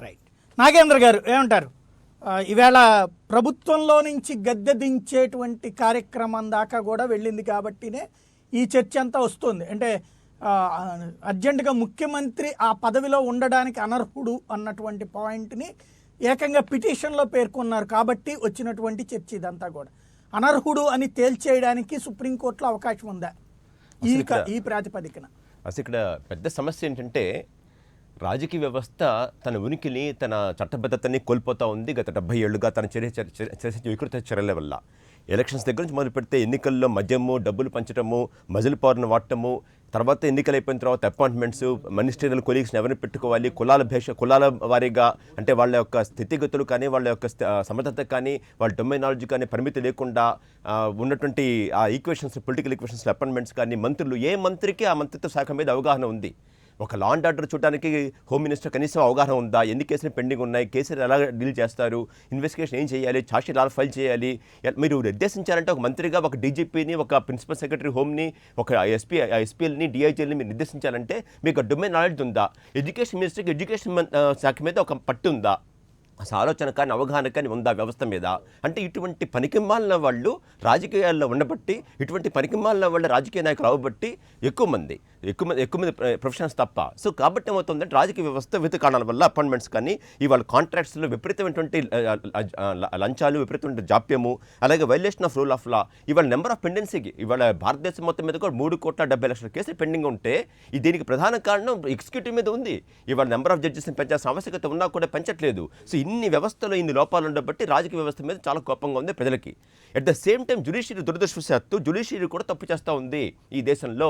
జ్యుడిషియరీ ప్రపంచంలో ఎక్కడ లేనట్టుగా వింతగా మళ్ళీ చెప్తా ఉన్నాను, విచిత్రంగా వింతగా కొలీజియం వ్యవస్థను తీసుకొచ్చి పెట్టి దాన్ని మరింత ఆసిఫై చేసి, మరింత బలోపేతం చేసి, అసలు దీంట్లో మా ప్రమేయం తప్ప, మా జోక్యం తప్ప ఇంకొక ప్రమేయం ఉండకూడదు, మేము ఎలా చేస్తామని కూడా మీకు తెలియాల్సిన అవసరం లేదు అని కేవలం కొలీజియం ఉన్నటువంటి సభ్యులు మాత్రం కూర్చొని ప్రైవేటు వ్యవహారం మాదిరిగా జడ్జెస్ని అపాయింట్ చేయడమే ఈ సమస్యకి మొత్తం మూల కారణం. కాబట్టే ఏమాత్రం కూడా ఒక పద్ధతి పాడు లేకుండా, ఒక వ్యవస్థ లేకుండా, ట్రాన్స్పరెన్సీ లేకుండా, ఒక ఎగ్జామ్ లేకుండా, ఏమీ లేకుండా ఎందుకు అపాయింట్ చేస్తున్నారో తెలియదు, ఎందుకు ఆఫర్ ఇస్తారో తెలియదు, ఎందుకు ఆఫర్ ఇవ్వరో తెలియదు. అది కనీసం సుప్రీంకోర్టు జడ్జిలో మిగతా జడ్జిలు కూడా తెలియదు. మీకు నాకు తెలియదు, అది ఎట్లా తెలియదు. కనీసం సుప్రీంకోర్టులో నాన్ కొలీజియం మెంబర్స్ కానీ వాళ్ళు కూడా తెలియదు. అటువంటి వ్యవస్థ ప్రపంచంలో ఏ డెమోక్రటిక్ కంట్రీలో ఉన్నటువంటి వ్యవస్థ. నెక్స్ట్ పిల్ అనేటువంటిది ఒక పబ్లిక్ ఇంట్రెస్ట్ లిటిగేషన్ కొత్తని తీసుకొచ్చి మన 70 దశకాలలో దాన్ని మరింత బలోపేతం చేసి ఒక పక్క రిట్ పిటిషన్ రూపంలో ఏమో ఆర్టికల్ 226 స్కోప్ని ఎక్స్పాండ్ చేస్తూ, ఆర్టికల్ 32 స్కోప్ని ఎక్స్పాండ్ చేస్తూ ప్రతి నిర్ణయాన్ని ఛాలెంజ్ చేయటము, ప్రతి నిర్ణయాన్ని ఛాలెంజ్ చేయగలడం అనుకోవటము. అంటే ఎగ్జిక్యూటివ్ పవర్ ఏంటి, జ్యుడిషియల్ పవర్ ఏంటి, ఏ కేసులో జ్యుడిషియరీ ఇంటర్ఫియర్ అవ్వాలంటే ఆ నిర్ణయం తీసుకోవడంలో విఫలం కానీ, లేకపోతే ఆ జాగ్రత్త తీసుకోవడంలో విఫలం కానీ, అంటే జ్యుడిషియరీ తన ఎక్సీడింగ్ హిస్ అథారిటీ.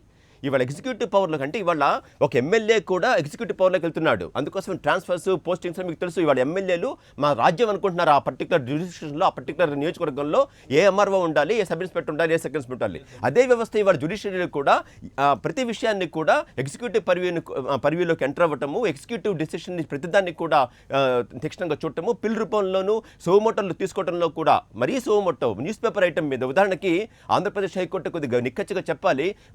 ఆల్మోస్ట్ 7 నెలల క్రితం ఉమ్మడి హైకోర్టుగా ఉన్నప్పుడే ఈ పండ్ల మీద, మన తినే పండ్ల మీద, ఈ రసాయనాల మీద సుమోటో కేసు ఇస్తున్నారు. ఏమైందండి ఇప్పటిదాకా? ఎలా అవుతుందండి? ప్రభుత్వాలకు చిత్తశుద్ధి లేనప్పుడు మీరు హైకోర్టు, సుప్రీంకోర్టు చిత్తశుద్ధి ఎంత మీరు చెప్పినా కూడా అసలు మీకు చిత్తశుద్ధి ఉన్నదో పక్కన పెడదాం. ఒకరు మీకు చిత్తశుద్ధి ఉంది అనుకున్నా కూడా, assuming that you have got some serious concern for these issues, still how can you implement that? రాజకీయ వ్యవస్థ తన నిర్ణయం గట్టిగా తీసుకొని నేను చెయ్యాలనుకుంటే తప్ప, ఇవాళ కూడా డ్రగ్ ఇన్స్పెక్టర్స్ ఎంతమంది ఉన్నారు ఆంధ్రప్రదేశ్లో? అంటే మరి సోమోటో తీసుకున్న తర్వాత హైకోర్టు స్వయానా సోమోటో తీసుకుంటే మరి వ్యవస్థ కదలాలి కదా, ఎందుకు కదులుతుంది? కదలలేదే మరి. అంటే అర్థం ఏంటంటే రాజకీయ వ్యవస్థకి చిత్తశుద్ధి లేనప్పుడు మీరు హైకోర్టు ఎన్ని ముట్టికాయలు వేసినా, సుప్రీంకోర్టు ఎన్ని ముట్టికాయలు వేసినా ఉపయోగం లేదు. కాబట్టి సుప్రీంకోర్టు కూడా తన పరిధులను తెలుసుకొని, హైకోర్టు కూడా తన పరిధులు తెలుసుకొని అన్ని విషయాల్లో కూడా ఇంటర్ఫియర్ అవడం కరెక్ట్ కాదు. పిల్లు లేకుండానే సోమోటో ఒక న్యూస్ పేపర్లో వచ్చి న్యూస్ లెటర్ని తీసుకొని హాస్యాస్పదంగా ఉంటుంది. సో ఇటువంటి పరిస్థితి ఇవాళ నెంబర్ ఆఫ్ కేసెస్ బడ్జోనింగ్ అవుతున్నాయి. ఇవాళ హైకోర్టు ఇక్కడ ఒక సీరియస్ పాయింట్ ఏంటంటే, ఒక్క మాట చెప్పండి. ప్రపంచం మీరు దయచేసి అమెరికా సుప్రీంకోర్టు సంవత్సరం మొత్తం మీద 152 కేసులు మించి తేల్చదు.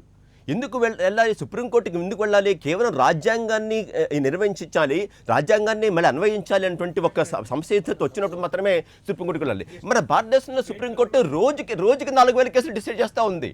ఇది అసలు ఎక్స్ట్రీమ్కి వెళ్తున్నాం మనం. ప్రతి కేసు సుప్రీంకోర్టుకి వెళ్ళటం ఇది హాస్యాస్పదం అవుతుంది. వ్యవస్థలు ఇంకా క్షీణించిపోతాయి. ప్రతిదానికి సుప్రీంకోర్టుకి వెళ్ళటం ఏంటి?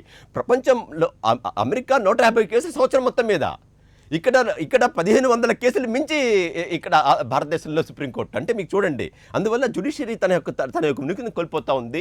కాబట్టి court of appeals, special court of appeals పెట్టుకోవాలి. అది మరి రాజకీయ వ్యవస్థ చేయాలి, రాజ్యాంగంలో మార్పులు చేయాలంటే ఇక్కడ ప్రధానంగా ఏంటంటే ఈ కొలీజియం వ్యవస్థని తీసేస్తూ నిర్ణయాన్ని మళ్ళీ పునరుద్ధరించాలి. మళ్ళీ ఆ అమెండ్మెంట్ తీసుకురావాల్సిన అవసరం ఉంది.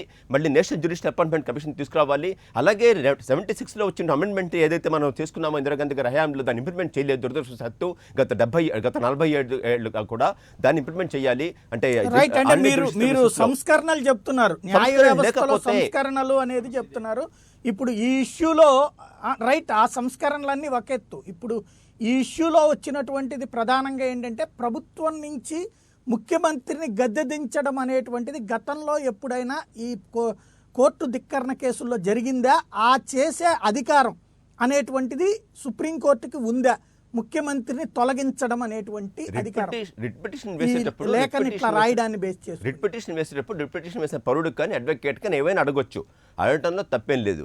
అది ఇవ్వాలా లేదా, ఏ స్థాయి వరకు ఉంది, ఒకవేళ అసలు ఆ పవర్ ఉందా, లీగల్గా ఆ పవర్ ఉందా, లా ఏం చెప్తుందని చూడాలి. సుప్రీంకోర్టు ఆ పర్టికులర్ పాయింట్కి వెళ్ళిపోవాలి. అడగటం ఏమైనా అడగొచ్చు.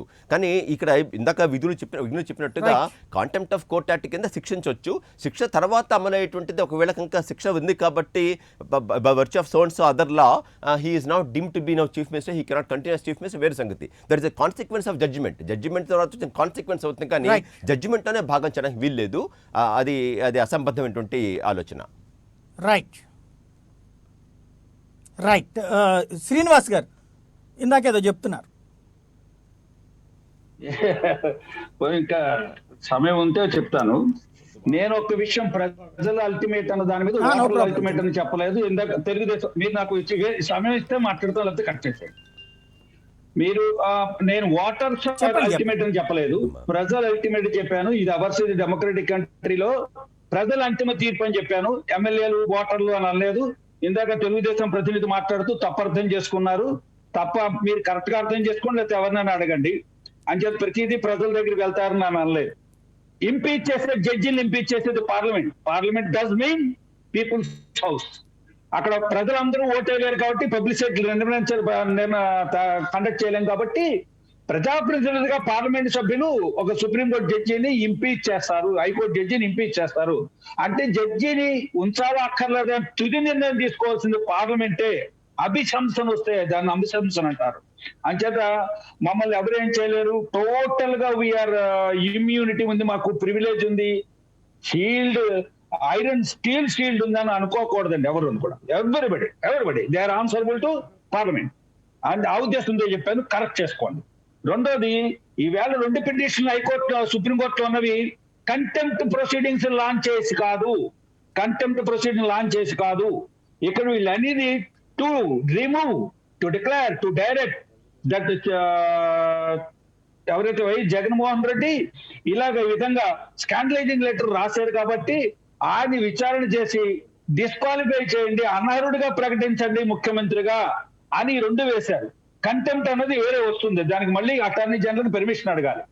ఇందాక అటార్నీ జనరల్ గారి గురించి మాట్లాడుతున్నాను. కేకే వేణుగోపాల్ గారు 90 సంవత్సరాలు 60 సంవత్సరాల నుంచి న్యాయ వ్యవస్థలో ఉన్నారు, ప్రాక్టీస్ చేస్తున్నారు. గతంలో అటార్నీ జనరల్ గారు మన సుప్రీంకోర్టులో మన 2G స్పెక్ట్రమ్ కేసులో కానీ సిబిఐ కేసుల్లో కానీ అనేక సిబిఐ కేసుల్లో అటార్నీ జనరల్ గారిని కూడా అనేక విషయాలు సుప్రీంకోర్టు అడుగుతూ ఉంటుంది కూడా.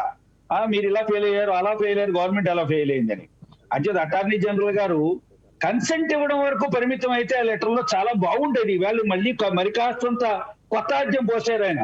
నిజమే, దీంట్లో ప్రేమా ఫేసీ కేసు ఉంది, ఆయన ప్రెస్ కి రిలీజ్ చేయడం తప్ప ఆయన సొంత అభిప్రాయాలు చెప్పారు. ఆయన కన్సెంట్ ఇవ్వడం అని చేసుకోవాలి. కన్సెంట్ ఇవ్వలేను నేను, సుప్రీంకోర్టు చీఫ్ జస్టిస్ సీజ్ చేసేది మ్యాటర్ అంటున్నప్పుడు వ్యాఖ్యలు కూడా వ్యాఖ్యానించకుండా ఉంటే బాగుంటుందని నా అభిప్రాయం. దాంట్లో అంత వ్యాఖ్యలు చేసుకుంటకూడదు, ఎందుకంటే ఆయన దగ్గర ఉందని విషయం చెప్తున్నారు. ఆయన అభిప్రాయం తెలుసుకోకుండానే ఈయన అభిప్రాయాన్ని పక్కన పెట్టేస్తే ఇన్ఫ్లుయెన్స్ చేసినట్టు ఉంటుందేమో. Attorney general supreme court chief justice చెప్పడం వేరే అభిప్రాయం. ఒక అడ్వకేట్ నాకు కన్సెంట్ ఇవ్వండి అని అడిగితే ఆయనకి లెటర్ రాసు ఆ లెటర్ పబ్లిక్ డొమైన్ లో పెట్టారు. పగా ఆ లెటర్ ఏదైతే కన్సెంట్ అడిగారో అశ్విని కుమార్ ఉపాధ్యాయ, అది కూడా పబ్లిక్ డొమైన్ లో పెట్టారు. ఇవన్నీ పబ్లిక్ డొమైన్ లో పెట్టేసుకోవచ్చు. చీఫ్ మినిస్టర్ రాసిన లెటర్ నేను ఇవాళకి చెప్తున్నాను, నేను ప్రజా ప్రయోజనాల ప్రకారం ఆయన అయితే చీఫ్ జస్టిస్ కి రాశారు. ఒక కాన్స్టిట్యూషనల్ పర్సనాలిటీ, ఒక కాన్స్టిట్యూషనల్ స్టేటస్ ఉన్న అతను, ఇంకో కాన్స్టిట్యూషనల్ స్టేటస్ ఉన్న ఆయనకి తమ ప్రభుత్వ పాలనలో వచ్చిన ఇబ్బంది, సొంతంగా 31 కేసుల గురించి ఆయన ఏం రాయలే, సొంత పరిపాలనలో వచ్చిన ఇబ్బందులు ఏవైతే వస్తున్నాయో ఆయన ఏ విధంగా ఫీల్ అయ్యారో ఆయన విషయాన్ని, ఆయన అనుమానాల్ని ఒక ఉత్తరం ద్వారా రాసి ప్రెస్ మీటింగ్ లో ప్రెస్ లో రిలీజ్ చేయకపోతే తప్పనిసరిగా రాంగ్ మెసేజ్ ఉండేది. బేరం ఆడుకుంటున్నారు ఆయన రహస్యంగా అని, బేరం ఆడుకుంటున్నారా అని. ప్రతిసారి ఆయన 31 కేసులు లింక్ పెడుతున్నారు. ఎందుకో ఆయన 31 కేసులు ఉత్తరంలో రాయలేదు. ఆ 16వ తారీఖున ఏదైతే సుప్రీంకోర్టు జడ్జి గారి దగ్గర విచారణకు వచ్చిందో, to expedite the cases pending against the public representatives and ex public representatives with regard to the misuse of their office అనేది 4400 కేసుల్ని ఎక్స్పెక్ట్ చేయమని ఆయన అడిగారు పిటిషన్ లో. ఉపాధ్యాయ గారే ఆయన ఎమికస్ క్యూరీని అపాయింట్ చేశారు. స్పెషల్ కోర్ట్స్ కూడా సుప్రీంకోర్టుకి స్పెషల్ కోర్ట్స్ ని కాన్స్టిట్యూట్ చేసేటువంటి అధికారం లేదు. అది చెప్పచ్చు, స్పెషల్ కోర్టులు పెట్టండి అని చెప్పచ్చు. మళ్ళీ అడ్మినిస్ట్రేషన్ జస్టిస్ లోకి చెన్నై హైకోర్టు ఆ మాట అంది కదా. చెప్పండి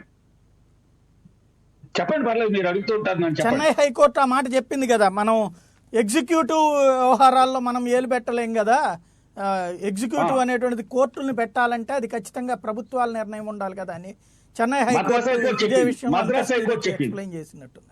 మద్రాస్ హైకోర్టు చెప్పే వరకు పాపం మనకి తెలియకుండా ఉంది. అది బాధది నాకు. మద్రాస్ హైకోర్టు చెప్పే వరకు కూడా తెలియలేకపోతుంది చాలా మందికి మద్రాస్ హైకోర్టు కన్నా ఉన్నతంగా ఉన్న వాళ్ళకి అని. కాబట్టి అది ఆ 16వ తారీఖున ఆయన దగ్గర విచారణకు వచ్చిన దానికి జగన్ గారు దీన్ని ఉత్తరం రాశారని లింక్ పెట్టడం, ఆ లింక్ పెట్టండి కాస్తే తప్పనిసరిగా. ఆ లింక్ పెట్టడం ఎలా అయితే ఉందో ఎక్కడ కనపడాలి లింకు.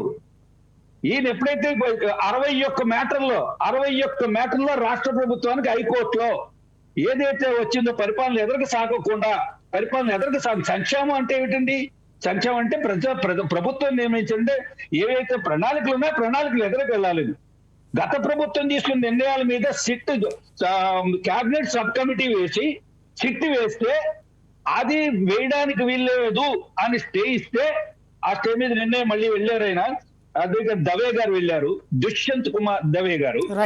అది విచారణ చేయమని అడుగుతున్నారు. విచారణ చేద్దాం, ఎంక్వైరీ చేద్దాం.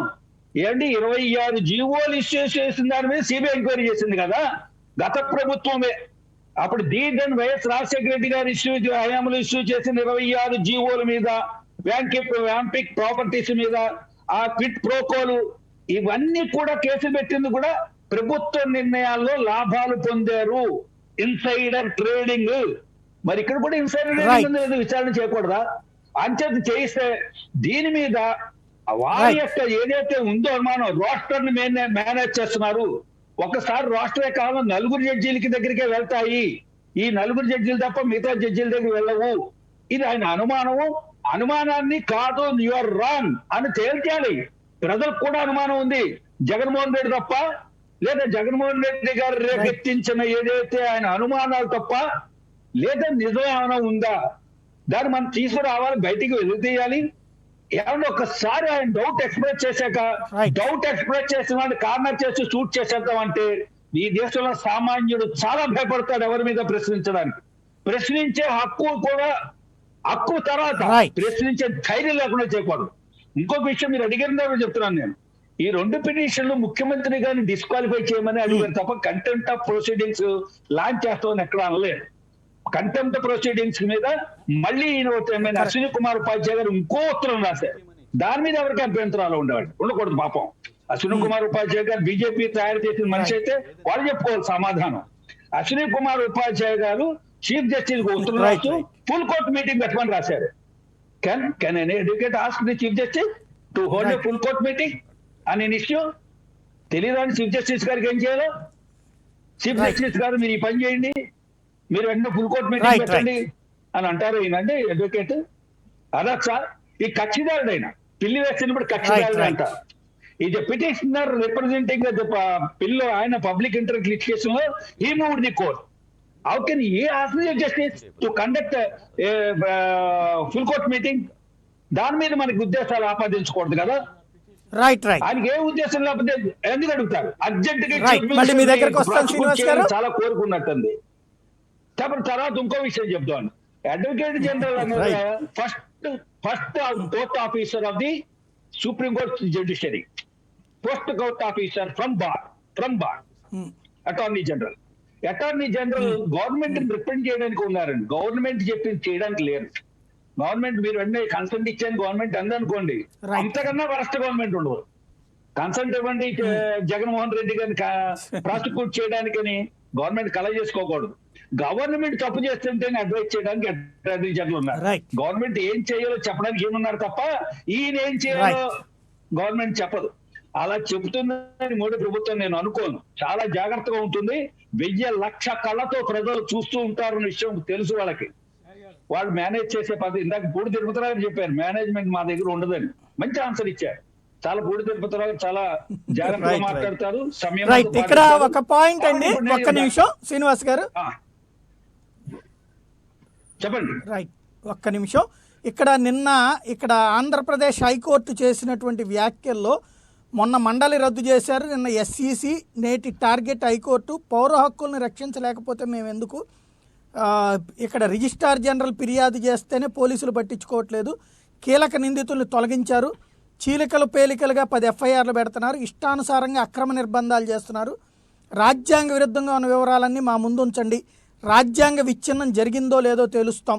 హెబియస్ కార్పస్ పిటిషన్ మీద ఇక్కడ ఏంటంటే వైజాగ్లో జరిగినటువంటి ఒక సంఘటన, ఒక దంపతులు వివిధ కేసుల్లో కొంతమందిని మోసం చేసినటువంటి కేసులలో నిందితులు, వాళ్ళని పోలీసులు అరెస్ట్ చేశారు.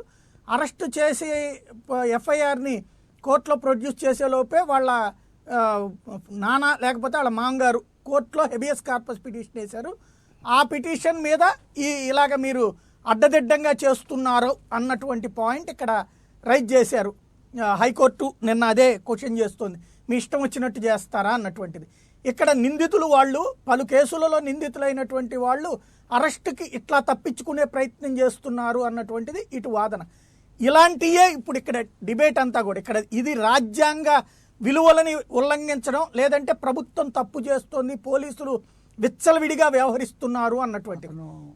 ఏది కరెక్ట్ అవుతుంది ఇట్లాంటి దాంట్లో? అంటే మనం కరెక్ట్ అనే జడ్జిమెంట్ ఇలా కోర్టు ఇచ్చేది కాబట్టి, బట్ ఇట్లాంటివి చర్చకి దారిస్తుంది. ఇవి చర్చించచ్చా చర్చించకూడదా? చర్చ లేకపోతే ఎలాగండి? అన్ని చర్చ లేకుండా అలాగే ఏది ఉండదు. హెబియస్ కార్పస్ పిటిషన్ వేసే అధికారం హక్కు రాజ్యాంగం కల్పించింది. అక్రమ అరెస్ట్ చేసిన తర్వాత 24 గంటల మేజిస్ట్రేట్ ముందు కనుక ఆధారపరచకుండా వాళ్ళు వ్యక్తుల్ని ఎవరైతే అరెస్ట్ చేస్తారో వాళ్ళ యొక్క మానవ హక్కుల్ని, ప్రాథమిక హక్కుల్ని, పౌర హక్కుల్ని కూడా కాలు రాస్తుంటే హెబియస్ కార్పస్ పిటిషన్ వేస్తారు హైకోర్టులో. ఏమంటే మీరు ఎప్పుడో 4 నెలల క్రితం 3 నెలల క్రితం అరెస్ట్ చేశారు, పట్టుకెళ్ళిపోయారు, ఇంతవరకు మేజిస్ట్రేట్ కోర్టు ముందు కూడా మీరు ఆధారపరచలేదు, ఒక ఫేవర్లెస్ గా ఎలిగేషన్స్ మీద మీరు అరెస్ట్ చేస్తున్నారు అన్నది విషయాన్ని ప్రాథమిక హక్కు, పౌర హక్కు, మానవ హక్కులు ఉల్లంఘన జరుగుతున్నప్పుడు హైకోర్టు కలగ చేసుకుంటుంది. అందుకనే హెబియస్ కార్పస్ పిటిషన్ వేస్తారు. హెబియస్ కార్పస్ పిటిషన్ వేసినప్పుడు వ్యాఖ్యలు చేయడం అనేది అది కోర్టు విజ్ఞతకు వదిలేద్దాం, ఏ వ్యాఖ్యలు చేస్తుందో. పాత కేసులు, ఆ కేసులు, ఈ కేసులు అన్ని పెట్టుకుని ఇప్పుడు హెబియస్ అక్రమ అరెస్టు జరిగింది మా మీద అన్న విషయం అక్కడ కోర్టుకు వెళ్తే కోర్టుకి సహేతుకంగా చూపిస్తారు వీళ్ళు పోలీసుల దగ్గర ఉంటే. లేకపోయినట్లయితే పోలీసులు అక్రమ అరెస్ట్ కింద కోర్టు నిర్ణయిస్తుంది. ఈవేళ అక్రమ అరెస్టులు కొత్తగా ఉంది ఆంధ్రప్రదేశ్ లో. ఈవేళ అక్రమ అంటే మీకు పోలీసుల యొక్క లాకప్ లో ఉన్న వాళ్ళు ఎంతమంది చనిపోలేదు. వాడు ఊసకు ఊరేసేసుకుంటాడు, ఎవరితో చిన్న కిటికీకి ఊసకు ఊరేసేసుకుంటాడు. మానవ హక్కుల ఉల్లంఘన జరుగుతున్న విషయంలో హైకోర్టు కలగ చేసుకుందంటే సంతోషించదగ్గ విషయం. ఆ విధంగా ఏది కూడా ఏ ఆర్గాను కలగ చేసుకోకపోతే అసలు మనిషికి జీవించే హక్కు లేకుండా పోతుంది. A power corrupts absolutely, absolute power corrupts absolutely. సామాన్యుడికి బతకడానికి వీలు లేకుండా పరిస్థితి వస్తుంది. మళ్ళీ మీ దగ్గరకు వస్తాను శ్రీనివాస్ గారు. రైట్ మళ్ళీ మీ దగ్గరకు వస్తాను. జనార్దన్ రెడ్డి గారు విన్నారు కదా, ఇట్లాంటిది ఒక పద్ధతిగా జరగని దాన్ని కోర్టు తప్పుపడతా ఉంటే అట్లాంటి వాటినే న్యాయస్థానాన్నే మీ ప్రభుత్వం తప్పుపడుతోంది అన్నటువంటిది. నిన్న జరిగిందని నేను ఉన్నానండి. యాక్చువల్గా దాంట్లో ఏం చెప్పారంటే, మా తమ్ముడు రవితేజ గారు వేశారు ఆ హెబియస్ కార్పస్ పిటిషను. దీంట్లో లా ఏముంది అనేది చెప్పమన్నారు. ఏదైనా ఏం జరిగింది, ఎలా జరిగింది కాదు, దీంట్లో లా వైలేషన్ చెప్పమన్నారు. అదొక్కటే జరిగింది. దాంట్లో చెప్తూ ఇలా కంటిన్యూస్గా ఈ విషయాలన్నింటిలో కూడా మేము గమనిస్తున్నాము, ఇలా జరుగుతున్నాయి, ఏంటి లా వైలేషన్ ఏముంది, లా మాత్రం నాకు ఈ కోర్టుకి విన్నవించమని మొత్తం చెప్పారు. అంతేగాని దీంట్లో ఏదో మొట్టికాయలని కానీ ఏదో చివాట్లని కానీ ఏమీ లేదు. ఇలా కంటిన్యూస్గా వస్తున్నాయి. ఒక పోలీస్ ఆఫీసరు, ఒక కింద స్థాయి సబ్ ఇన్స్పెక్టర్, ఎవరో ఒక విధమైనటువంటి ఒక అధికారి తొందరపాటులో ఏదో కొంత దుందుడుతరంలో ఒక అరెస్ట్ చూపించకుండా చేయడం అనేది దాంట్లో మనం హెబియస్ కార్పస్లో అడుగుతాం. అది హక్కు, అది ఉండాల్సిందే. దాన్ని ప్రభుత్వం కూడా సపోర్ట్ చేస్తుంది. ఈ హెబియస్ కార్పస్లో ఎవరో అపీర్ అవుతారు, అడ్వకేట్ జనరల్ అపీర్ అవుతారు. ఎందుకంటే అంత సీరియస్ అయిన ఇష్యూ అది. సో దీంట్లో తప్పు జరగలేదని కాదు, దాన్ని ఎలా సవరించాలని కాదు. దీంట్లో తప్పు జరిగినప్పుడు ఖచ్చితంగా ప్రభుత్వంలో ఎన్నో ఉంటాయి. ఇప్పుడు వచ్చే హైకోర్టులో పడే పిటిషన్లన్నీ ప్రభుత్వానికి వ్యతిరేకంగానే. 90% పిటిషన్స్ ప్రభుత్వ రంగాల్లో, ప్రభుత్వ వ్యవస్థల్లో ఇక్కడ జరిగేటువంటి ఈ ఏదో తహసీల్దార్లు కానీ, రెవెన్యూలో కానీ, ఇలా అన్ని వ్యవస్థల్లో జరిగేటువంటి లోపాల మీద వచ్చే పిటిషన్లు. దాంతో మాత్రాన ప్రభుత్వం సరిగా పనిచేయలేదు అన్నదానికి లేదు. అదే గతంలో ఎప్పుడూ లేనంతటి తీవ్ర కామెంట్లు ఇప్పుడున్న ప్రభుత్వం మీద వస్తున్నాయి. అంటే గతంలో అట్లా జరుగుతూ ఉంటే ప్రభుత్వం వెంటనే చర్యలు తీసుకుంటా బాధ్యతాయుతంగా వ్యవహరిస్తుంటే, ఇప్పుడున్నటువంటి ప్రభుత్వం నిర్లక్ష్యంగా, లేదంటే కనుక వ్యవస్థలు విచ్చలవిడిగా పనిచేస్తున్నాయని ఒప్పుకుంటున్నారా? ఇది ఇప్పుడు కాదండి, ఎప్పుడూ ఉంది. కానీ ఇంతకుముందు అలా మన ఏదైతే ఈ మీడియా ఉందో అంత సెన్సేషన్ ఉండేది కాదు, అంత ఇదిగా ఉండేది కాదు. ఇప్పుడు ఏంటంటే ప్రతి విషయాన్ని రోజు కొంత ఆ వీడియో కాన్ఫరెన్స్లో జరుగుతుంటే మాకు లింకే దొరకట్లేదు. ఇప్పుడంతా ఈ మీడియా అంతా దాంట్లో లాగిన్ అయిపోతున్నారు. మా అడ్వకేట్కి దొరకట్లేదు ఛానల్. ప్రతి విషయాన్ని చెప్పని విషయాలు చెప్పని మసాలా కప్పించి ప్రతిరోజు అక్కడ కేసు అయిపోయిన సెకండ్ కాదు అక్కడే ఫ్లాష్ వచ్చేస్తుంటారు కొన్ని మీడియాల్లో. అది ఇప్పుడు కూడా అయిందో లేదో వెట్లే అంటే ముందే ఊహించి కూడా వస్తున్నాయి. అలాంటి పరిస్థితులు ఉన్నాయి. కాబట్టి ఇది ఏంటంటే ఇప్పుడు ఎప్పుడూ లేదనేది లేదు. జ్యుడిషియల్ యాక్టివిజం అనేది ఎప్పుడు ఉండాలి. అది ఉంటేనే మన ప్రజాస్వామ్యం బాగుపడుతుంది. అది ఖచ్చితంగా ఉండాలండి. అది దాన్ని మనం ఎప్పుడు కూడా వ్యతిరేకించాల్సిన యాజ్ ఏ కోర్ట్ ఆఫీసర్గా నేను చెప్పి మీరు జుడిషియల్ యాక్టివిజం చెప్తున్నారు. ప్రభుత్వం అంత నిర్లక్ష్యంగా లేదంటే కనుక దుందుడుకుగా వ్యవహరిస్తోంది. ఇక్కడ ప్రభుత్వాన్ని తప్పుపట్టింది. ఎస్సీసీ విషయంలో, హైకోర్టు విషయంలో ఇన్ని చేస్తున్నారు. ఈవెన్ ఇక్కడ కూడా మీరు రూల్ ఆఫ్ లా పాటించట్లేదు, అడ్డకోలుగా వెళ్తున్నారు అన్నది కదా. అది ఇంతకు ముందు ఉన్నటువంటి ప్రభుత్వాల మీద కామెంట్ చేసినా ఆ కామెంట్ని హైలైట్ చేస్తారు. ఇప్పుడు అట్లా జరుగుతోందని ఒప్పుకుంటున్నారా మీరు అంటున్నారు? ఇప్పుడు జరుగుతుంటాయండి. దీన్ని సవరించడమే ప్రభుత్వం బాధ్యత, కోర్టులు దాన్ని ఎత్తి చూపడమే కోర్టులు బాధ్యత. ఇవన్నీ లేకపోతే ప్రజాస్వామ్యం ఎలా ఉంటుంది? ఇప్పుడు ప్రభుత్వం అంటే అట్లాంటి న్యాయ వ్యవస్థను మీరు తప్పుపడుతున్నామని ఒప్పుకుంటారా? న్యాయ వ్యవస్థను ఎప్పుడు తప్పుపట్టం, న్యాయ వ్యవస్థ ఉండాల్సిందే. ఆ జ్యుడిషియల్ యాక్ట్ ఎప్పుడు మేము ఆహ్వానిస్తాము.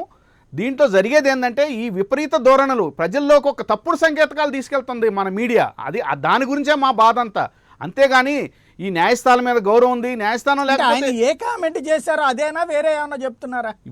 ఏ కామెంట్లు చేయలేదండి. వాళ్ళకు వచ్చిన అనుమానాలు ఆ అడ్వకేట్స్కి మధ్యలో, జడ్జెస్కి మధ్యన జరిగేటువంటి ఒక ఆర్గ్యుమెంట్స్లో వచ్చేటువంటి కామెంట్సే కానీ అవేం ఆర్డర్లు కాదు, అవేం ఆర్డర్ రూపంలో ఏం రావట్లేదు. మేము అనేది అదే, ఇలా కామెంట్ వచ్చాయంటే ఆర్డర్లో వచ్చిందంటే ఏముండదు అనేటువంటిది చాలా సీరియస్ కామెంట్. మీరు ఆటవిక పరిపాలన చేస్తున్నారు అన్నది పరోక్షంగా అన్నట్టే కదా. ఇది ఒకటి మనం ఆలోచించాలండి. ఎక్కడో ఒక రకంగా ఓవర్ యాక్షన్ అనేది ఒక పోలీస్ స్టేషన్లో జరిగినంత మాత్రం అది ఎవరికి ఆపాదిస్తామా? డీజీపీకి ఆపాదిస్తామా? దాని మీద యాక్షన్స్ ఉంటాయి. ఇప్పుడు మొన్న సంఖ్యలు వేశారు అన్నారు, వెంటనే యాక్షన్ ఆపాదించేది. ఇప్పుడు మనకు అనుకూలంగా మనం వార్తలు రాసుకుంటున్నాం. అది ఇక్కడ వచ్చినటువంటి దరిద్రం ఏంటంటే మన ఆంధ్రప్రదేశ్లో ఎవరికి అనుకూలంగా వాడు వార్తలు రాసుకోవడం అనేది అలవాటు అయిపోయింది. దానివల్ల ఏంటంటే చాలా ప్రాబ్లం ఏర్పడుతుంది. ఇలా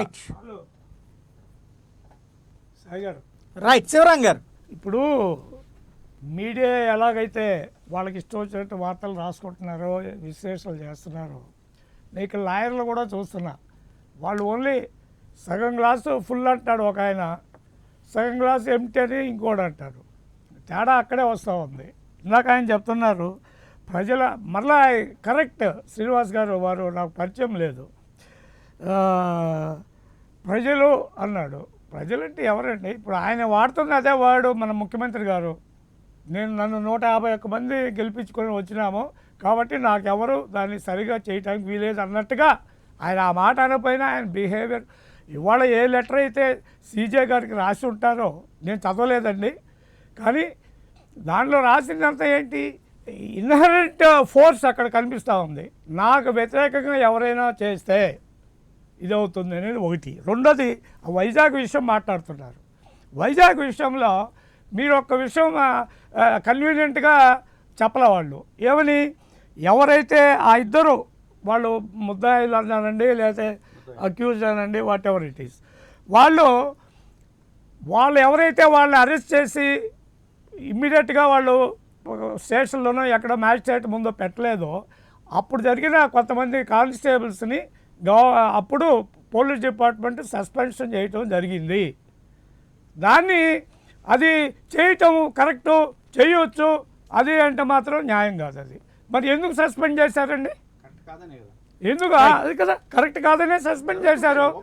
సో ఎగ్జాక్ట్లీ లోపాలు జరిగినప్పుడు, ఇందాక జనార్దన్ రెడ్డి గారు చెప్పినట్టుగా లోపాలు జరిగినప్పుడు ప్రభుత్వం యొక్క బాధ్యత ఏంటంటే వాటిని కరెక్ట్ చేసుకోవడం తప్పనిసరిగా. అదే చెప్తుంది హైకోర్టులో కూడా. ఇప్పుడు వాళ్ళు ఏదో చెప్పారని చెప్పి ఇప్పుడు వారు అన్నారు, యాక్చువల్లీ ఈ సెట్ ఈ వాజ్ దేర్ ఎస్టర్డే. మనకు పేపర్స్లో వాటిలో వచ్చినంత హార్ష్గా లేవు కామెంట్లు కానీ ఏమన్నా వచ్చినప్పుడు ఇది దాని మీద తీసుకొని వెళ్ళి మీరందరూ వ్యతిరేకంగా మాట్లాడుతున్నారు, మీరు ఇది అవుతుంది. ఆ నలుగురే అంత లాయర్లు నాకన్నా ఎన్నో 100 times నాలెడ్జబుల్ పర్సన్స్ వాళ్ళే తిప్పుకుంటున్నారు, వాళ్ళే చేస్తారు. ఎందుకంటే జగన్మోహన్ రెడ్డి గారికి లాయర్ ఫోర్స్ సపోర్ట్ లేదని మనం అనుకోవటానికి వీల్లేదు. ఎందుకంటే ఆయనకి వాళ్ళ స్టాఫ్లోనే ఉంటారు పెద్ద పెద్ద లీగల్ ఇమ్యూనిటీస్. ఇక్కడ వాళ్ళు లేకపోతే ఎక్కడి నుంచి అయినా తెచ్చుకోవచ్చు, దాని గురించి కాదని చెప్పేది. అటువంటిప్పుడు దాని గురించి సమగ్రంగా ఆలోచించి దిస్ ఈజ్ ద ప్రాబ్లం, మేము మొదటి నుంచి నేను చెప్తుంది అదేనండి. నేను ఎప్పుడు ముఖ్యమంత్రి కానీ అనవసరంగా మనం నిందలు వేయాల్సిన అవసరం లేదు. చెప్పేది ఏంటంటే you have the power, you have the money, you have the resources available. సక్రమైన పద్ధతిలో హైకోర్టు చెప్పిన దాన్ని జాగ్రత్తగా ఇన్ ద కరెక్ట్ మేనర్ తీసుకొని దిస్ ఈజ్ ద ప్రాబ్లం, దీన్ని ఈ విధంగా కరెక్ట్ చేసుకోవాలని చెప్పగలిగే అధికారం ఉంది, ఆయనకి విచక్షణ ఉండాలనేది మేము కోరుకుంటున్నాము. Because is our CM. Right వీళ్ళ వల్ల శివశంకర్ గారు రాష్ట్రం దెబ్బతినకూడదనేది మేమందరం మామూలు ఒక సామాన్య మనిషిగా మేము కోరుకుంటున్నాం. నేను లాయర్లు కూడా అదే చెప్పేది. ఇక్కడ కూడా లాయర్లు కూడా ఏమవుతుందంటే మనం చూస్తున్నామండి, దాట్ టోటల్లీ పైనుంచి కింద వరకు క్లీవేజ్ వచ్చేస్తుంది.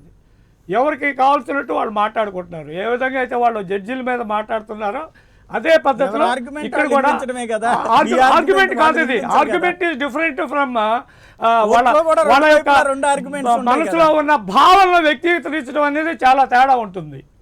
ఏ lawyer is a one who tells law. మీరు వాళ్ళ భావ ప్రకటన స్వాతంత్ర హక్కుని భంగం కలిగిస్తారు. Okay, no problem. అటువంటిప్పుడు they are no more lawyers. They are like me. Liar కాదులేండి, దే ఆర్ లైక్ మీ, ఒక కామన్ మ్యాన్. ఒక్క నిమిషం. కాబట్టి నేను ఎవరండి చెప్పేది అదే lawyers ఉంది. అన్నది? ఎవరు కూడా lawyers అన్నది withdraw that word. Withdraw that word. Lawyers అన్నది ఎవరండి అక్కడ? లేదు రైట్. మీ జనార్దన్ రెడ్డి గారే, నేను కాదండి. ఆ ఉద్దేశం అని కాదు. పట్టలేదు. ఎందుకు అలా మాట్లాడతారు అనలేదు. మీరు అట్లా? లా చెప్పనోడు. మీరేమో ఏమైనా మాట్లాడొచ్చు. లా చెప్పనోడు అలా లయరే అలా అంటారు. అనలేదులే. ఆయన లా అన్నారు, చెప్పనవాడు మీ లాయరే అన్నాడు ఆ మాట. లా చెప్పకపోతే ఏం మాట్లాడతారు? లా చెప్పకపోతే. అసలు విని మాట్లాడండి. ఇది కదా, దిస్ ఇస్ అ లేదు, problem law with you people. చెప్పకపోతే లయ్యర్ అవుతారు లా అన్నారు. చెప్పకపోతే అన్నది ఎవరు? నేను లా చెప్పకపోతే వారు. నేను కాదు. లా చెప్పకపోతే నేను కాదు అన్నది. వినపడింది నాకు ఎవరిదో. నా ఎవరిదో పక్కన వినపడింది. లాయర్. మీకేం మీరనలేదు, తెలుసు? మీరన్నే అనలేదు. అదే ఆయన జనార్దన్ రెడ్డి గారు మీకు కావాల్సింది మాత్రమే వినపడుతుంది. నేను- లా మాకు అనేటువంటి దాన్ని వివరించకపోతే Selective లయ్యర్ అవుతారండి అని అన్నారండి. selective అందులో blindness ఎక్కడ ఉంటాయి. తప్పు లా చెప్పాలి. ఉద్దేశంతో లా మాట్లాడలేదు. చెప్పాలి. ఇది కరెక్ట్ కాదు. కనపడరు. ఇది కరెక్ట్ కాదండి లాయర్ గారు. ఇది పద్ధతి మిమ్మల్ని కాదండి. అనలేదు. మీరు మిమ్మల్ని కూడా అనలేదు. మాట్లాడేది. మిమ్మల్ని కానీ నన్ను కానీ. రైట్ రైట్ రైట్ లా చెప్పనోడు లయర్ మళ్ళీ మనం అనేది డైవర్ట్ అవుతున్నాం. ఒక్క నిమిషం ఒక్క నిమిషం. ఇప్పుడు నేను కనుక రైట్, రైట్, మా రైట్. ఒక్క నాయకుడు నిమిషం. కనుక సరైన సలహా ఒక్క నిమిషం. ఇవ్వకపోతే నేను మా నాయకుడికి అన్యాయం చేసినాడు అవుతాను. నేను ఇక్కడ ఉన్న పెద్ద లాయర్లు అందరూ, వీళ్ళందరూ పెద్ద లాయర్లు. రైట్. నేనేమి చాలా చిన్నవాడిని, లీగల్ నాలెడ్జ్ నా జీరో. వాళ్ళ కోరేది ఒకటే, మీరు రైట్. మీ నాయకుడికి సరైన సలహాలు ఇచ్చి రాష్ట్రాన్ని సరైన పద్ధతిలో నడవండి మహానుభావులారా. మీ అందరికీ నమస్కారం అని శ్రీనివాస్ గారికి, మా జనార్దన్ రెడ్డి గారికి, నాగేంద్ర బాబు గారికి, రైట్ రైట్ అలాగే శివశంకర్ గారికి నమస్కారం పెట్టి. రైట్ రైట్ రైట్ రైట్ ఒక్క నిమిషం. శివశంకర్ గారు రైట్ రైట్ రైట్ ఒక్క నిమిషం. సాయి గారు, బేసిక్ ప్రాబ్లం ఎక్కడ వస్తుందంటే doctrine of separation of powers అని మన కాన్స్టిట్యూషన్లో ఉన్నటువంటి ప్రధాన అంశం. చట్టాలు చేస్తుంది శాసన వ్యవస్థ, అమలు చేస్తుంది ఎగ్జిక్యూటివ్. చట్టాలు రాజ్యాంగానికి అనుగుణంగా చేశారా లేదా అనేది రివ్యూ చేస్తుంది న్యాయ వ్యవస్థ. ఈ బేసిక్ ఫీచర్ అండర్స్టాండ్ చేసుకోలేక ఒకరు టెరిటరీలోకి, ఒకరు డొమైన్లోకి ఇంకొకరు వెళ్ళిపోవడం జరుగుతుంది. దానివల్ల ఈ ప్రాబ్లం వస్తుంది. ఉదాహరణకు నేను చెప్తున్నాను, ఎగ్జిక్యూటివ్ చేసిన తప్పులు, అనేకమైనటువంటి తప్పులు కొన్ని సందర్భాల్లో ప్రభుత్వం మీద మచ్చ కలిగించుతాయి. సహజం అది. ఎందుకంటే వాళ్ళు చట్టాలు అమలు చేసేటప్పుడు అక్కడ ఉన్నటువంటి వ్యక్తులు ఆధిపత్య ధోరణి కానీ high handedness behaviour definitely they will reflect on the governance. Government అప్పుడు ఏం చేయాలి అంటే ఆ ఎగ్జిక్యూటివ్ని గాడిలో పెట్టాలి. ఈరోజు ఆంధ్ర రాష్ట్రంలో ఏమైందంటే ఎగ్జిక్యూటివ్ గాడిలో లేదు. ఉదాహరణకి ఇప్పుడు సాక్షాత్తు రిజిస్ట్రారే పేర్లు ఇచ్చి కంప్లైంట్ చేస్తే సిఐడి ఎంక్వైరీ చేస్తున్నాం, ఇంకా పూర్తి ఎంక్వైరీ చేస్తున్నాం అని చెప్పినటువంటి పోలీసు వ్యవస్థ. ఎవరైనా చిన్న కార్యకర్త కామెంట్ పెడితే ఇమీడియట్ యాక్షన్ తీసుకుంటుంది. మరి ఎక్కడుంది? హైకోర్టు కామెంట్ చేయదా? రూల్ ఆఫ్ ది లా ఉందా లేదా అని? ఇది ప్రభుత్వం ఏం చేయాలి? ప్రభుత్వం దాన్ని సరిచేయవలసింది పోయి న్యాయ వ్యవస్థని ఆపాదించడం అన్నది కరెక్ట్ కాదు. అలాగే ఇందాక శ్రీనివాస్ గారు అభిప్రాయాన్ని తెలియజేయడం తప్ప అని అంటున్నారు. ఏమంటే అభిప్రాయం తెలియజేసే విధానం మీద సాక్షాత్ CM Shamsher Singh Bedi versus high court of Punjab కేసులో సుప్రీంకోర్టు ఏం జడ్జిమెంట్ ఇచ్చింది? రిమార్క్ పాస్ చేసిన జడ్జిమెంట్ మీద it amounts to the criminal contempt అని చెప్పేసి ఆ రూలింగ్ ఇవ్వడం జరిగింది, అడ్జుడికేషన్ ఇవ్వడం జరిగింది. మీరు నిజంగా అభిప్రాయం తెలియజేసేటట్లయితే 1961లో దామోదరం సంజయ్ గారు కాన్ఫిడెన్షియల్గా లెటర్ రాశారు. కాన్ఫిడెన్షియల్గా ఉంచండి. మీరు పబ్లిక్ ఎందుకు చేయాలి? ఎస్, వెల్కమ్ చేద్దాం సిస్టమ్. కొలీజియం గురించి నాగేంద్ర బాబు గారు చెప్తున్నారు. 124A ఆర్టికల్ అమెండ్మెంట్నే కొట్టిమారేశారు. జ్యుడిషియల్ కమిషన్ని అపాయింట్ చేద్దాము, జడ్జెస్ని ఐఏఎస్ యూపీఎస్సీ లెవెల్లో పెడదామని చెప్పేసి అప్పుడు కేంద్ర ప్రభుత్వం తీసుకొస్తే దాన్నే కొట్టేశారు. ఇవన్నీ ఏంటంటే ప్రస్తుత పరిస్థితులు వేరు, ఉన్న వ్యవస్థ వేరు. వ్యవస్థను సంస్కరించాలంటే దాని మీద తీవ్ర చర్చ జరగాలి. భారతదేశంలో మేధావులందరూ కూర్చోవాలి, తప్పులేదు. కానీ ఇప్పుడు దాన్ని ఆ విధానానికి తీసుకురావడం అనేది కరెక్ట్ కాదు. మీ అభిప్రాయం ఏమైనా ఉంటే, ఫెయిర్ కామెంట్ ఏమైనా ఉంటే, ఎస్ సెక్షన్ 5 and 6 ఉంది contempt of the court 1917 fair comment ఉంటే it will not amount the contempt of the court, I know it. But దాంట్లో లిమిటేషన్ ఉంది. నువ్వేమైనా ట్రాన్స్గ్రెస్ అయ్యావంటే, అతిక్రమించావంటే మాత్రం కంటెంప్ట్ వస్తుందని. ఇక్కడ మీరు కాన్ఫిడెన్షియల్ లెటర్ రాసి ఉండేటట్టయితే దేర్ ఈజ్ అన్ ఇమ్యూనిటీ.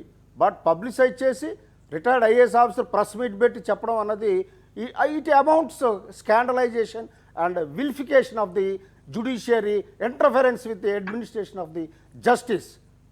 అయితే ఇక్కడ ఏమిటంటే, ఇందాక ఎవరో వక్త చెప్తున్నారు, కేకే వేణుగోపాల్ గారు అక్కడితో ఆపి ఉండవలసిందని కాదు. ఆయన్ని ఒక పర్మిషన్ అడిగేటప్పుడు టెక్నికాలిటీలో since it is pending before CJ, అందువల్ల నేను డిక్లైన్ చేయటం లేదు, otherwise it has got its own merits అని అంటున్నారు. ఇది ఇక్కడ మనం గమనించాలి. కేవలం టెక్నికాలిటీ మీదే ఆయన రిజెక్ట్ చేశాడు తప్ప నాట్ ఆన్ మెరిట్స్. ఇది గమనించాలి. ఆయన ఎర్లియర్ పారాగ్రాఫ్లో ప్రైమా ఫేసి ఉందని చెప్పి since it is pending before the CJ నేను దీన్ని డిక్లైన్ చేస్తున్నాను టు ఇష్యూ కన్సెంట్ అని అన్నారు. ఇవన్నీ కూడా ఏంటంటే న్యాయ వ్యవస్థ అన్నది చాలా కాంప్లెక్స్. కాబట్టి ఏదో మనం డిబేట్లో అరగంటలోనే న్యాయ వ్యవస్థని పూర్తిగా డిస్కస్ చేస్తాం అనుకోవడం కూడా కరెక్ట్ కాదు. రెండోది డెమోక్రసీ సిస్టంలో ఎవరైనా రావచ్చు, అంతేగాని మన ఆవేశంతో పరిగమాలలో రాజకీయాల్లో వస్తున్నారు ఇటువంటి కామెంట్స్ దయచేసి మనం చేయొద్దండి. ఎందుకంటే బాబాసాహెబ్ అంబేద్కర్ గారు ఏం చెప్పారంటే, any voter he has got every authority for any post in the democracy. Voter అక్కడ పవర్ఫుల్ చేశారు, ఆయన పీపుల్ని పవర్ఫుల్ చేశారు. కాబట్టి మనం ఈలే ఉండాలి రాజకీయాల్లో, ఇట్ ఈజ్ ఎవరో టెరిటరీ, ఎవరో దేర్ డొమైన్ అన్నటువంటి కాన్సెప్ట్ని మనమే ఎడ్యుకేటెడ్గా మనం ప్రమోట్ చేయకూడదండి దయచేసి. రైట్. తిరుపతిరావు గారు. ముందు మా పెద్దలు శివరాం గారు ఇది లీగల్ ఇష్యూ మాలాంటి వాళ్ళకి ఎందుకు కూర్చోబెడతారని అడిగారు. కానీ నిజంగా మాలాంటి వాళ్ళు కూర్చుంటేనే కొంత ఇవన్నీ కూడా ఈ లీగల్ ఇష్యూస్ కూడా మాకు కూడా తెలియాలి కదా. ఇది ఒక రకంగా మంచిదే చేశారు సాయి గారు. ఇప్పుడు ఒక్క విషయం అదే ఏదైతే మా ఇప్పుడు శివశంకర్ గారు చెప్పినటువంటిది పెద్దలు బహుశా నాగేంద్ర గారు మాట్లాడుతూ అనుకుంటాను, ఇది ఏదైతే తెలియని విషయము రాజకీయాల గురించి మాట్లాడి దాన్ని నేను కూడా ఖండిస్తున్నా. ఎందుకంటే మన వ్యవస్థలో పెద్దలు నిర్ణయించింది గ్రాడ్యుయేట్ ఎమ్మెల్సీ ఉంటారు, గ్రాడ్యుయేట్స్ నుండి ఎన్నికయ్యే ఎమ్మెల్సీ, ఎన్నికైనటువంటి వ్యక్తి మాత్రం ఏమీ చదువుకోవాల్సిన పని లేదు, విజ్ఞుడైతే చాలు. ఎన్నికల ఓటర్లు మాత్రం గ్రాడ్యుయేట్స్ అయి ఉంటారు.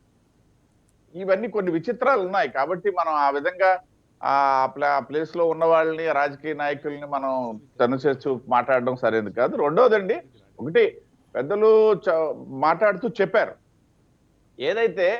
ఏదైతే ప్రభుత్వము సరే తప్పులు చేయడం సహజము, కోర్టులు దాన్ని సరిదిద్దడం సహజము అనే ధోరణి కూడా కొంత కనబడింది. ఓకే, మనం అంగీకరిద్దామండి. కానీ ఒక చేసిన తప్పుని కోర్టు ఎత్తి చూపిన తర్వాత అదే పనిగా మళ్ళీ దాన్ని రిపీట్ చేస్తూ, ఉదాహరణకి ఎస్ఈసి విషయం ఉంది. ఎస్ఈసి విషయం నిన్న ప్రస్తావించినటువంటి విషయం ఒక్కదాని గురించి నేను మాట్లాడతాను, మిగతా విషయాలన్నీ అందరికీ తెలిసినవే. ఇప్పుడు ఎస్ఈసి విషయంలో ఎన్నిసార్లు ప్రభుత్వం తప్పు చేస్తుందండి? ఎన్నిసార్లు ప్రభుత్వం తప్పు చేస్తుంది?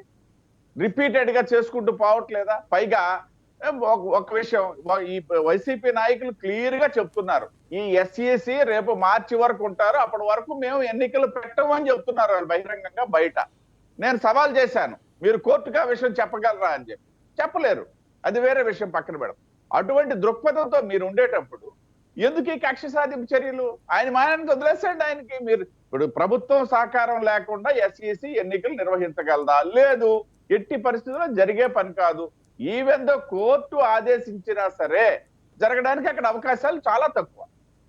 అలాంటప్పుడు నేనేమంటానంటే, ఒక కేసు ఇప్పుడు ఇవాళ 70 కేసుల్లో వ్యతిరేక తీర్పులు ఎదుర్కొంది రాష్ట్ర ప్రభుత్వం. ఓకే, పోనీ ఈ 70 అన్ని కూడా రిపీటెడ్ లేవా? అందులోన దాదాపు నా నాలెడ్జ్ లో ఉన్న వరకు దాదాపు 20-25 వరకు రిపీటెడ్ గా చేస్తుంటే పోతే ఏమంటారు? ఏమంటే మాకు 151 వచ్చాయంటారు. 151 కాదు, ఒకటి ఎక్కువ వచ్చినా సరే ఒకటే అధికారాలు, ఒకటే హక్కులు ఉంటాయన్న విషయం వాళ్ళకి తెలియదా? ఈ సలహాదారులకు తెలియదా? లేకపోతే ముఖ్యమంత్రి గారికి తెలియదా? కాబట్టి ఇది కావాలని చేస్తున్నటువంటివి. ఏదైతే కాకతాళీయంగా జరిగినటువంటివి ఒకసారి కోర్టు ఏదో చెప్పింది అనేసి అంటే మనం అంత సీరియస్ గా తీసుకోవాల్సిన అవసరం లేదేమో కానీ, కావాలని చెప్పి రిపీటెడ్ గా చేస్తున్నటువంటి వ్యవహారాల్లో మాత్రం ఇదేదో సహజంగా జరుగుతుంది అనేసి అంటే, సహజంగా జరుగుతుందంటే ఎక్కడికి పోతుంది అసలు వ్యవస్థ? ఎందుకు మనం మాట్లాడకూడదు? కాబట్టి ఈ విషయాలు కొంతవరకు మనం ఆలోచన చేసుకొని ముందుకెళ్ళాలి. ప్రభుత్వం కూడా ఆ విధంగానటువంటి ఎలా ప్రదర్శించాలా, అలాంటి ముందుకు రావాలా. ఒకసారి మీరు లేఖ రాశారు, ఓకే, మీరు లేఖ రాసేటప్పుడు మీ వైపు నుండి చిత్తశుద్ధి ఇది, మా వైపు నుండి మేము ఇలా కమిట్ అయ్యి ఉన్నాం న్యాయ వ్యవస్థ మీద అన్నటువంటి ఒక సంకేతాన్ని మీరు ప్రజలకు ఇవ్వలేకపోతున్నారు. ఇవ్వాల్సిన అవసరం ఉంది అక్కడ. ఇది నేను చెప్పగలిగేది. రైట్. జనార్దన్ రెడ్డి గారు.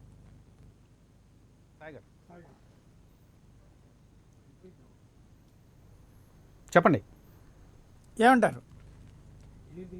విన్నారు కదా, ప్రభుత్వం దగ్గరనే మొత్తం తేడా అంతా ఉంది, ప్రవర్తించే తీరు అహంకారపూరితంగా ఉంది, 151 సీట్లు అన్న పాయింట్ చుట్టూతానే తిరుగుతోంది అన్నది.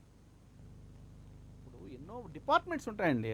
ఈరోజు 110 డిపార్ట్మెంట్లు ఉన్నాయి. 110 డిపార్ట్మెంట్లో వాళ్ళ హెడ్స్, వాళ్ళ అది రన్ బై ది ఎగ్జిక్యూటివ్. ఐఏఎస్లు, ఐపీఎస్లు వాళ్ళు రన్ చేస్తుంటారు. పోలీస్ అయితే ఐపీఎస్లు, ఇట్లా ఆర్టీసీ, అన్ని రంగాలు ఉంటాయి.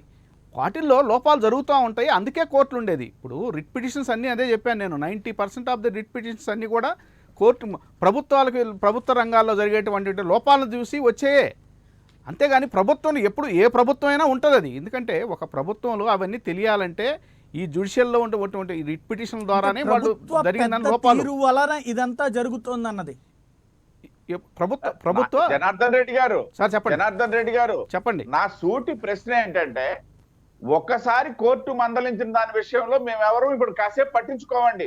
ఇక్కడ ఉన్న ప్యానెల్లో ఉన్న వాళ్ళు ఎవరు కూడా రిపీటెడ్లీ కోర్టు స్పందిస్తున్నటువంటిది, కోర్టు కలగజేసుకుంటున్నటువంటిది, కోర్టు డెసిషన్ ఇస్తున్నటువంటిది, లేదా కోర్టు చేస్తున్నటువంటి వ్యాఖ్యలు రిపీటెడ్ గా వస్తున్న వాటి విషయంలో ప్రభుత్వం కానీ, ప్రభుత్వ పెద్దలు కానీ, లేకపోతే న్యాయ సలహాదారులు కానీ, మీరు అన్నది ఓకే, మీ మొదట మీరు ప్రస్తావించిన దాని కూడా మేమేమి కాసేపు మీకు అభ్యంతరం చెప్పట్లే.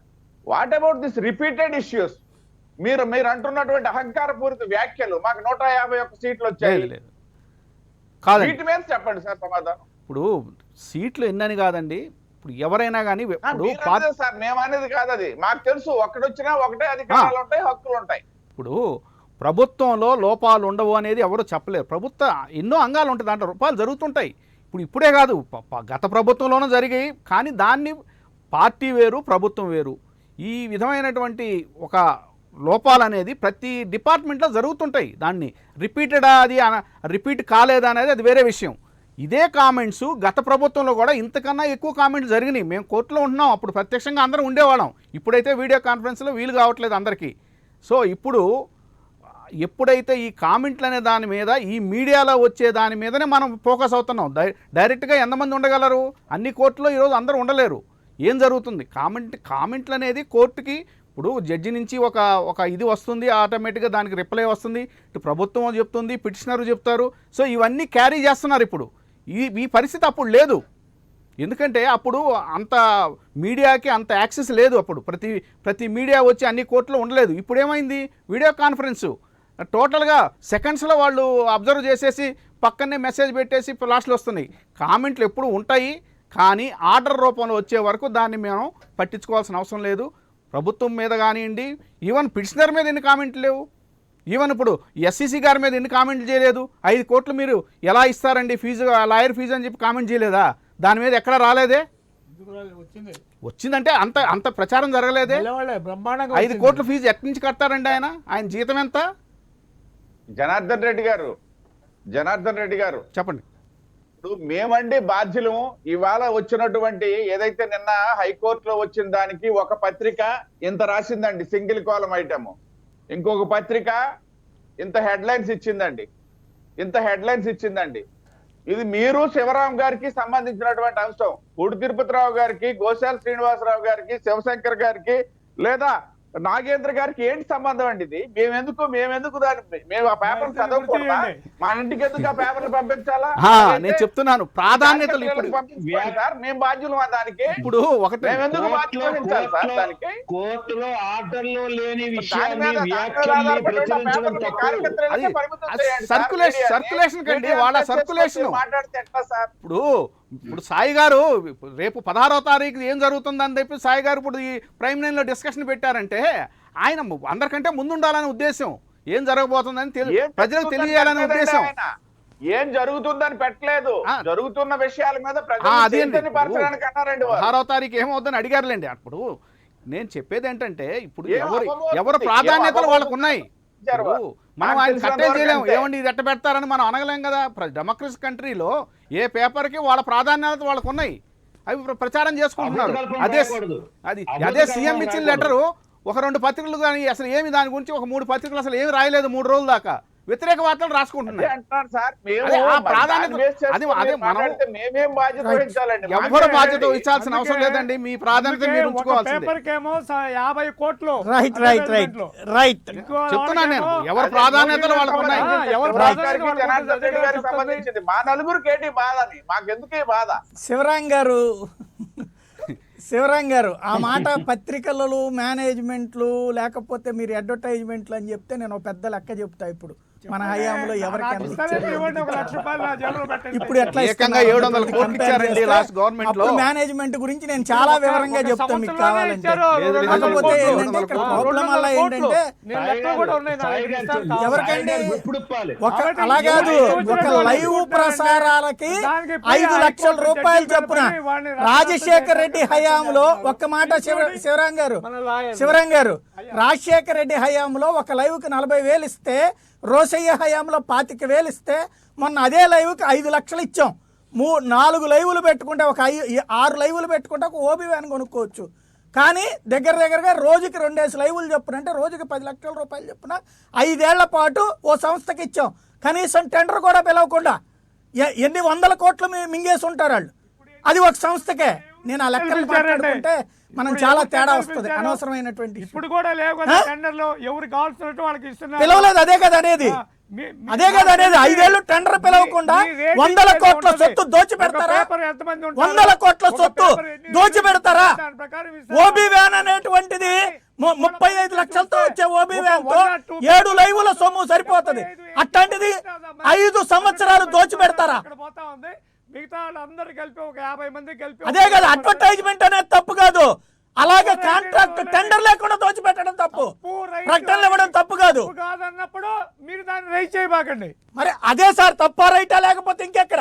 మీరు తప్పు 100 కోట్లు దోచిపెట్టడం without tender, assembly live without tender, ప్రభుత్వం లైవ్ ఎలా ఇస్తారండి? 5 ఏళ్ళు ఇప్పుడు జరుగుతుంది ఏంటి?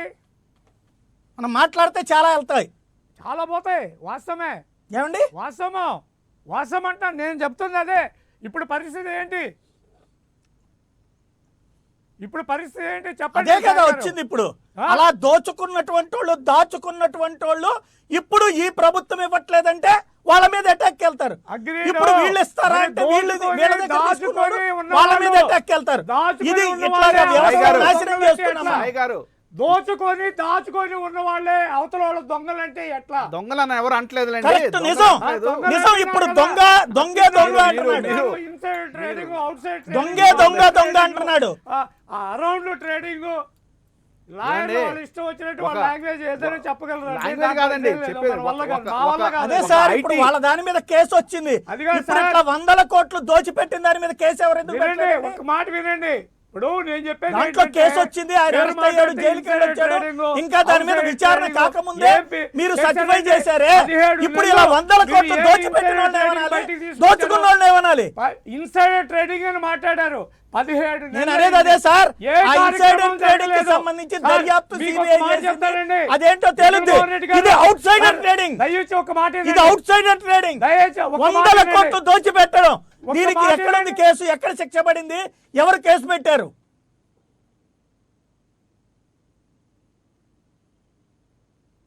ఆయన ఏది చెప్పింది? ట్రేడింగ్ అవుట్ సైడర్ ఇన్సైడర్ అనేది మరి ఊరికే ఏదో మాట్లాడితే Final గా నాగేంద్ర గారు.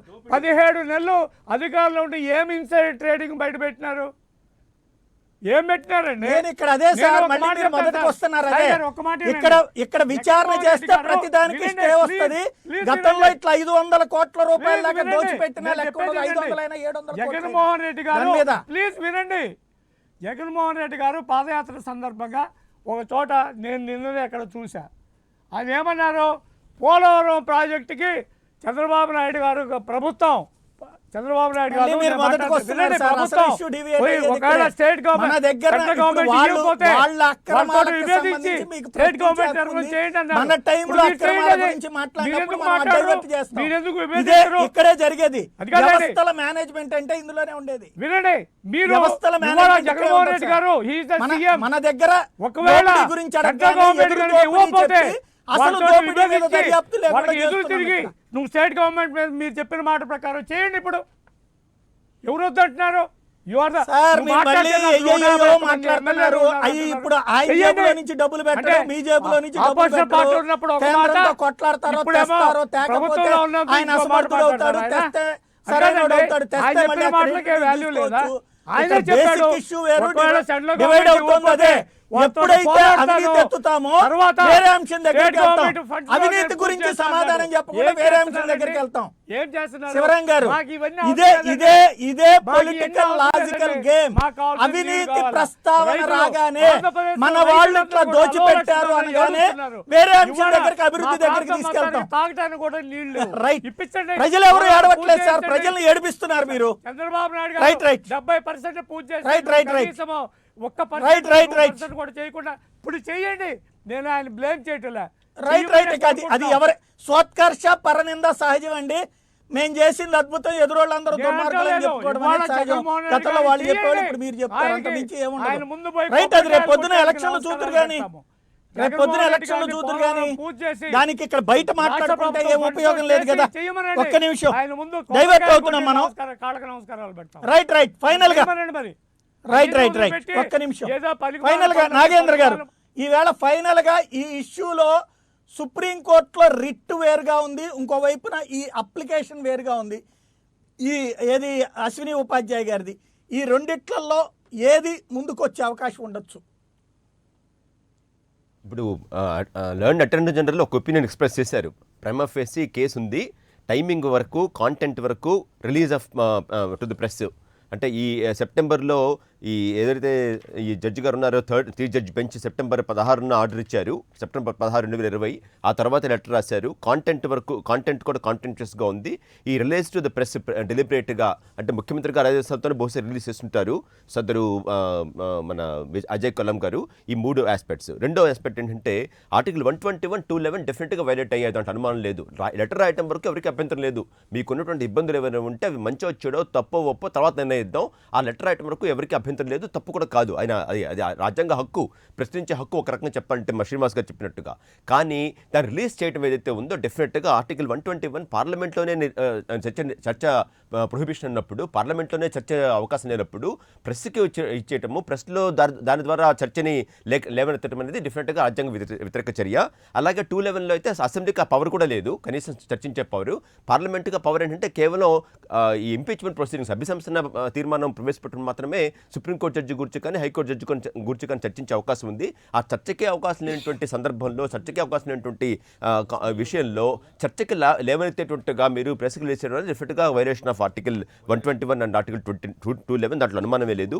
పోతే దీనికి దీనికి సుప్రీంకోర్టు కూడా చెప్పినట్టుగా మ్యానిఫెడ్ ఇంటెన్షన్, ఇల్లీగల్, అన్కాన్స్టిట్యూషనల్ విషయాలు తప్ప మిగతా భాషల్లో ఇంటర్ఫియర్ కాకూడదు. కానీ వాళ్ళ వ్యవస్థలో ఏమంటే genetically modified crops, for example, గత 20 ఏళ్లుగా రిపిటేషన్ పెండింగ్ ఉంది. అసలు జెనెటికల్లీ మోడిఫైడ్ క్రాప్స్ ప్రపంచంలో చాలా దేశాలకు వాడుతూ ఉన్నారు, అమెరికాలో తింటా ఉన్నారు, చైనాలో తింటా ఉన్నారు.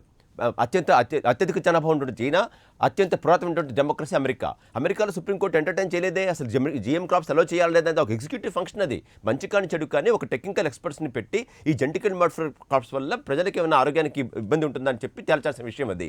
అసలు ఏమాత్రం సంశయం లేకుండా ప్రతి రిట్ పిటిషన్ని కూడా అడ్మిట్ చేయటము, వీలైనంత వరకు అడ్మిట్ చేసిన తర్వాత నోటీసులు ఇవ్వటము, దాని మీద జాప్యం చేయటము 20 ఏళ్లుగా గత 20 ఏళ్లుగా పెండింగ్ ఉంది. సుప్రీంకోర్టులో ఆ మ్యాటర్ నేను ఆర్గ్యూ చేశాను, ఇంకా పెండింగ్ ఉంది. సో అంటే ఈ వ్యవస్థని సుప్రీంకోర్టు కూడా కొంత శివశంకర్ గారు చెప్పినట్టుగా ఎగ్జిక్యూటివ్ ఫంక్షన్లోకి ప్రతి వ్యవస్థ చొరబడుతోంది. ఇవాళ చట్టబద్ధంగా ఏర్పడినటువంటి అసెంబ్లీ ఎమ్మెల్యే అతను లెజిస్లేటివ్ అసెంబ్లీ మెంబర్ మాత్రమే. అతను ఆ లెజిస్లేటివ్ అసెంబ్లీ మెంబర్గా అసెంబ్లీలో వెళ్ళి ఆ చట్టం రూపొందించినప్పుడు దానికి సంబంధించిన చర్చలో పాల్గొనాలి. కానీ అక్కడ ఎమ్మెల్యే స్థాయిలో ఉండి అక్కడ ఎంఆర్ఓ ఎవరు ఉండాలి, ఎండిఓ ఎవరు ఉండాలి, ఎంఈఓ ఎవరు ఉండాలి, సబ్ ఇన్స్పెక్టర్ ఎవరు ఉండాలి, సబ్ ఇన్స్పెక్టర్ ఉండాలి, లావాదేవీలు డబ్బులు తీసుకోవటము, దానికి తీసుకున్న డబ్బులు దానికి పరిహారంగా వాడికి ఒక ప్రొటెక్షన్ ఇవ్వడం జరుగుతూ ఉంది. ఇది అందరికీ తెలిసిన విషయం. పంజాగుట్ట పోలీస్ స్టేషన్ దగ్గర నుంచి జూబ్లీ హిల్స్ పోలీస్ స్టేషన్ దగ్గర నుంచి కొత్త వలస పోలీస్ స్టేషన్ వరకు జరిగినటువంటి విషయం అంతా కూడా తెలిసిన విషయాలు. రెండు రాష్ట్రాలకు కూడా పోలీస్ వ్యవస్థ మీద ఆధిపత్యం కోసం అని చెప్పి ప్రతి ఎమ్మెల్యే కూడా ఎంత గట్టిగా పనిచేస్తున్నటువంటిది తెలిసిన విషయమే. దీనికి అందరికీ మళ్ళీ కారణం ఏంటంటే అల్టిమేట్గా ఎమ్మెల్యేలకు ఎప్పుడైతే అర్థమైందో మా వల్లే ముఖ్యమంత్రికి అధికారం ఉంది, మా నంబర్సే ఇంపార్టెంట్, డైరెక్టరేషన్ కాదు దురదృష్టవశాత్తు మన దేశంలో. కాబట్టి జగన్మోహన్ రెడ్డి గారు కూడా ఎమ్మెల్యేలని కాదని చేయలేటువంటి పరిస్థితి వల్ల. కాబట్టి ఎమ్మెల్యేలు ఎవరికి వాళ్ళు స్వతంత్రంగా వాళ్ళు ఒక స్వతంత్ర రాజ్యాన్ని నడుపుతుండగా ఫీల్ అవుతా ఉన్నారు. దీన్ని అరికట్టాల్సిన అవసరం ఉంది. మళ్ళీ రాజ్యాంగాన్ని పునర్ సమీక్షించుకోవాలి. 70 ఏళ్ళైన తర్వాత కనీసం కొన్ని వ్యవస్థల్ని మళ్ళీ సంస్కరించుకోవాల్సిన అవసరం ఉంది. సుప్రీంకోర్టు, హైకోర్టు కూడా ఆర్టికల్ 226ని, ఆర్టికల్ 32ని మరింత విస్తృతపరచకుండా తన పరిధిలో తను ఉండాలి. అట్ ద సేమ్ టైం ఈ రిట్ పిటిషన్స్ జనార్దన్ రెడ్డి గారు చెప్తా ఉన్నారు, కొన్ని వేల రిట్ పిటిషన్స్ పడతా ఉన్నాయి. రిట్ పిటిషన్స్ పడుతుందంటే ఒక రకంగా ప్రభుత్వాలు సరిగ్గా పని చేయకపోతే కూడా, అంటే ఇంకొక యాంగిల్ చెప్పాలంటే ఒక రకంగా జ్యుడిషియరీ యాక్టివిజం ఏదైతే ఉందో అదే రకంగా ప్రభుత్వం కూడా చట్టాన్ని అతిక్రమించి చట్టబద్ధ పాలన చేయకున్నప్పుడు ప్రజలకి మరి అవకాశం లేనప్పుడు కేవలం ఆర్టికల్ 226 కింద హైకోర్టుకు మాత్రమే వస్తారు. కాబట్టి నెంబర్ ఆఫ్ రిట్ పిటిషన్స్ బర్జియోనింగ్ ప్రతి సంవత్సరం పెరిగిపోతూ ఉన్నాయి. హైకోర్టు హ్యాండిల్ చేయని పరిస్థితికి వచ్చేస్తూ ఉంది. సో ఈ వ్యవస్థను చక్కపరచాలంటే ముందల ఒక చట్టబద్ధ పాలన, పారదర్శక పాలన, ఆర్టికల్ రైట్ టు ఇన్ఫర్మేషన్ యాక్ట్ని పూర్తిగా పారదర్శకంగా ఇంప్లిమెంట్ చేయటం, మండల స్థాయి దగ్గర నుంచి మొత్తం అన్ని వ్యవస్థల్లో కూడా ప్రతి కాంట్రాక్ట్ కానీ ప్రతి అపాయింట్మెంట్ కానీ ప్రతిదీ కూడా పారదర్శకంగా ఉండటం. కేవలం క్యాబినెట్ డెసిషన్స్ అవి క్యాబినెట్ డెసిషన్స్ కూడా బయటకు వచ్చేయాలి. ఇవాళ జీవోలే సీక్రెట్గా పెడుతున్న పరిస్థితి చూస్తూ ఉన్నాం. సో ఈ పరిస్థితి మారకపోతే ఇటు రాజకీయ వ్యవస్థ కునారెళ్ళిపోతూ ఉంది దురదృష్టవశాత్తు. ఈ రకంగా రాజ్యాంగ వ్యవస్థగా ఉన్నటువంటి సుప్రీంకోర్టు, హైకోర్టు కూడా చట్టాన్ని అతిక్రమించి కనుక పనిచేస్తూ ఉంటే, మరింత ఎగ్జిక్యూటివ్ ఫంక్షన్లోకి ఎంటర్ అవుతూ ఉంటే ఇది రాజ్యానికి, దేశానికి, దేశ సమగ్రతకి, భవిష్యత్తుకి మంచిది కాదని చెప్పి గట్టిగా విశ్వసిస్తున్నాం. ఫైనల్ గా గోశాల్ గారు, ఆంధ్రప్రదేశ్ స్టేట్ ఎలక్షన్ కమిషన్ విషయంలో చెప్తాను, ఆర్టికల్ 243 వైలేషన్ స్పష్టంగా కనపడింది. దానికి 2 సార్లు 3 సార్లు ముట్టిక వేసినా కూడా ఆంధ్రప్రదేశ్ ప్రభుత్వం పట్టించుకోలేదు. అలాగే గవర్నమెంట్ బిల్డింగ్స్ మీద పెయింట్స్ వేశారు. ఇవన్నీ కూడా వీళ్ళు తీసుకొని ఇది హైకోర్టు మ్యానిఫెస్టేషన్ చేస్తుందని చెప్పడం కూడా దురదృష్టం. హైకోర్టు మ్యానిఫెస్టేషన్ చేస్తున్నటువంటి కూడా దురదృష్టం. అంటే ఎక్కడైతే స్పష్టంగా వైలేషన్ ఆఫ్ లా కనపడుతోందో అక్కడ కూడా హైకోర్టు ఇంటర్ఫీర్ అవ్వడం తప్పు.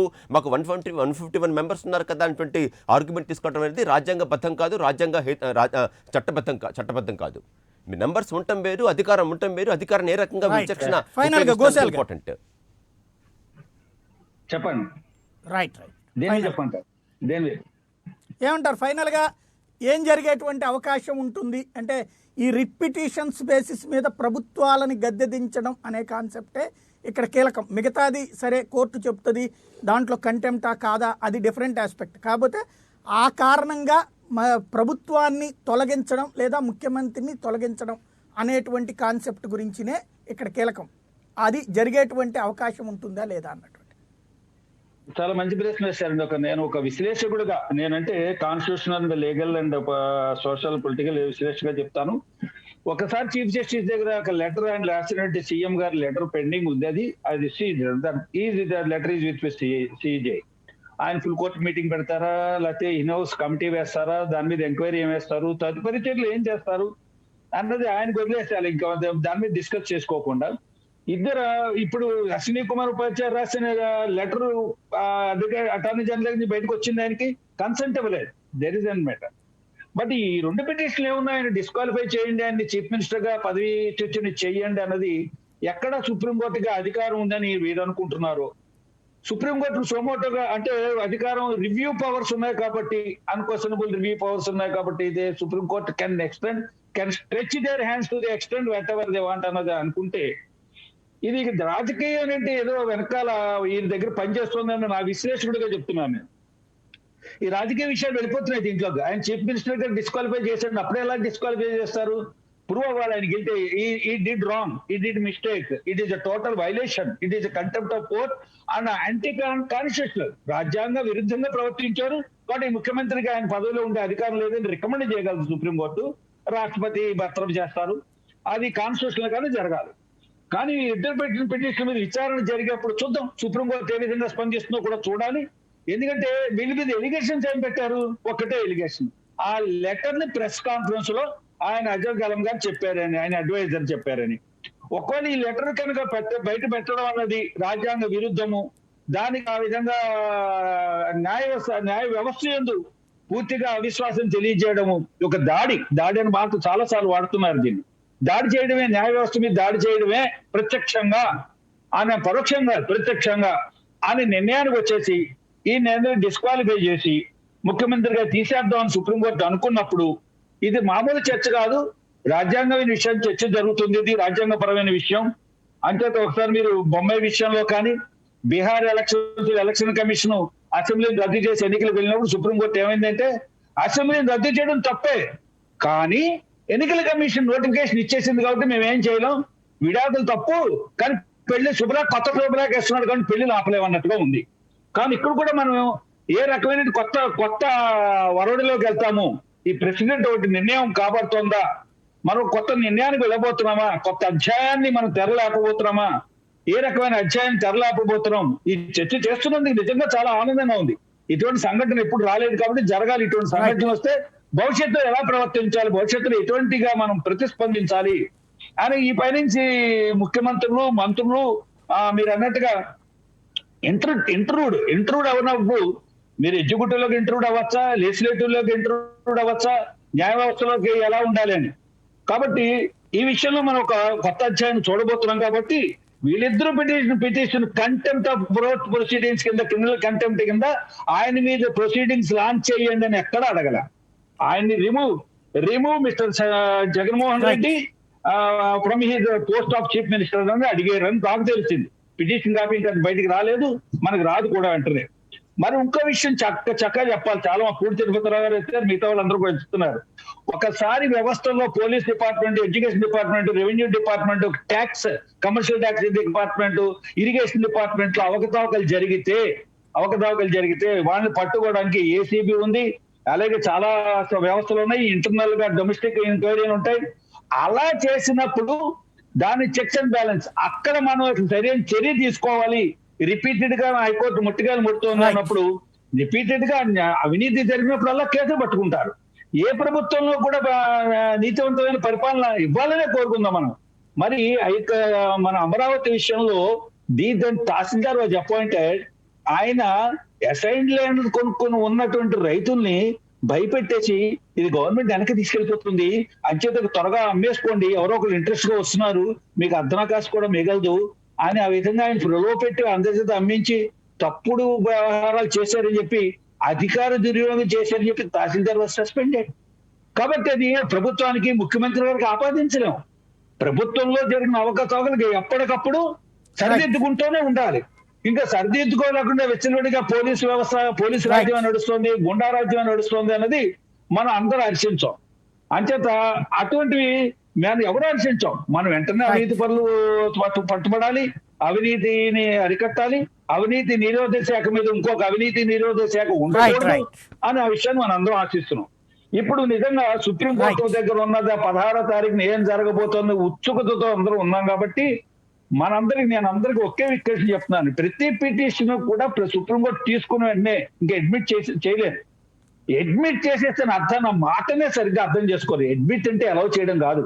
నన్నే చాలా మంది అడిగేస్తుంటారు పార్టీలు, ఏమంటే అడ్మిట్ చేశారా అని. అడ్మిట్ అయిందంటే నెగ్గేసాం అనుకుంటూ ఉంటారు. అడ్మిట్ అయిందంటే అమ్మాయి అయితే నెగ్గేసాం, writ petition admit appeal admit అయింది, రిట్ అడ్మిట్ అయిందంటే విచారణకు స్వీకరించారు అని అంతే. విచారణకు స్వీకరించిన తర్వాత వాదోపవాదాలు ఉంటాయి, దీని మీద లీగల్ ఎగ్జామినేషన్ ఉంటుంది. It's a research subject, it's a wonderful research subject. మన అమెరికాను ఫాలో అక్కర్లేదు, జపాన్ ఫాలో అక్కర్లేదు, ఇంగ్లాండ్ ఫాలో అక్కర్లేదు. We have our own system. మనకి వండర్ఫుల్ జడ్జిమెంట్స్ ఉన్నాయి. సుప్రీంకోర్టు కాన్స్టిట్యూషన్ మీద ఇచ్చిన వ్యాఖ్యానాలు, జడ్జిమెంట్లు మంచి సబ్జెక్ట్ మనకి రీసెర్చ్ సబ్జెక్టు. కాబట్టి దీన్ని ఖచ్చితంగా మనం సుప్రీంకోర్టులో Right, రాబోయే right. రోజుల్లో ఇటువంటి పరిస్థితులు ఉత్పన్నమైనప్పుడు ఏ రకంగా స్పందించాలి, ఏ రకంగా వ్యవహరించాలన్నది మనకు ఒక కొత్త తెర లేవబోతోంది. అందరం కూడా దాని విషయం చూస్తున్నాం. కానీ దురదృష్టకరం రైట్ ఏంటంటే రైట్ థ్యాంక్ యూ అండి. థ్యాంక్ యూ గోశాల శ్రీనివాస్ గారు, నాగేంద్ర బాబు గారు, శివశంకర్ గారు, తిరుపతిరావు గారు, దివిశివరామ్ గారు, జనార్దన్ రెడ్డి గారు. ఇది పరిస్థితి. ఓవరాల్గా ప్రజలందరూ కూడా ఉత్కంఠగా ఎదురు చూస్తోంది అసలు ఏం జరగబోతోంది అన్నటువంటిది. అందులో ప్రభుత్వాలు గద్దె దిగడానికి అవకాశం ఉందా, దించడానికి అధికారాలు ఎవరికి ఉన్నాయన్నటువంటి అంశం తేలబోతోంది. ఇది సరికొత్తదైనటువంటి బెంచ్ మార్క్ తీర్పు అయ్యేటువంటి అవకాశం ఉందంటున్న నేపథ్యంలో ఏం జరుగుతుందో చూద్దాం. ఇది అంశానికి సంబంధించి తాజా అప్డేట్తో సరికొత్త మరి కాసేపట్లో మేము ముందుంటుంది. చూస్తూనే ఉండండి ప్రైమ్ 9.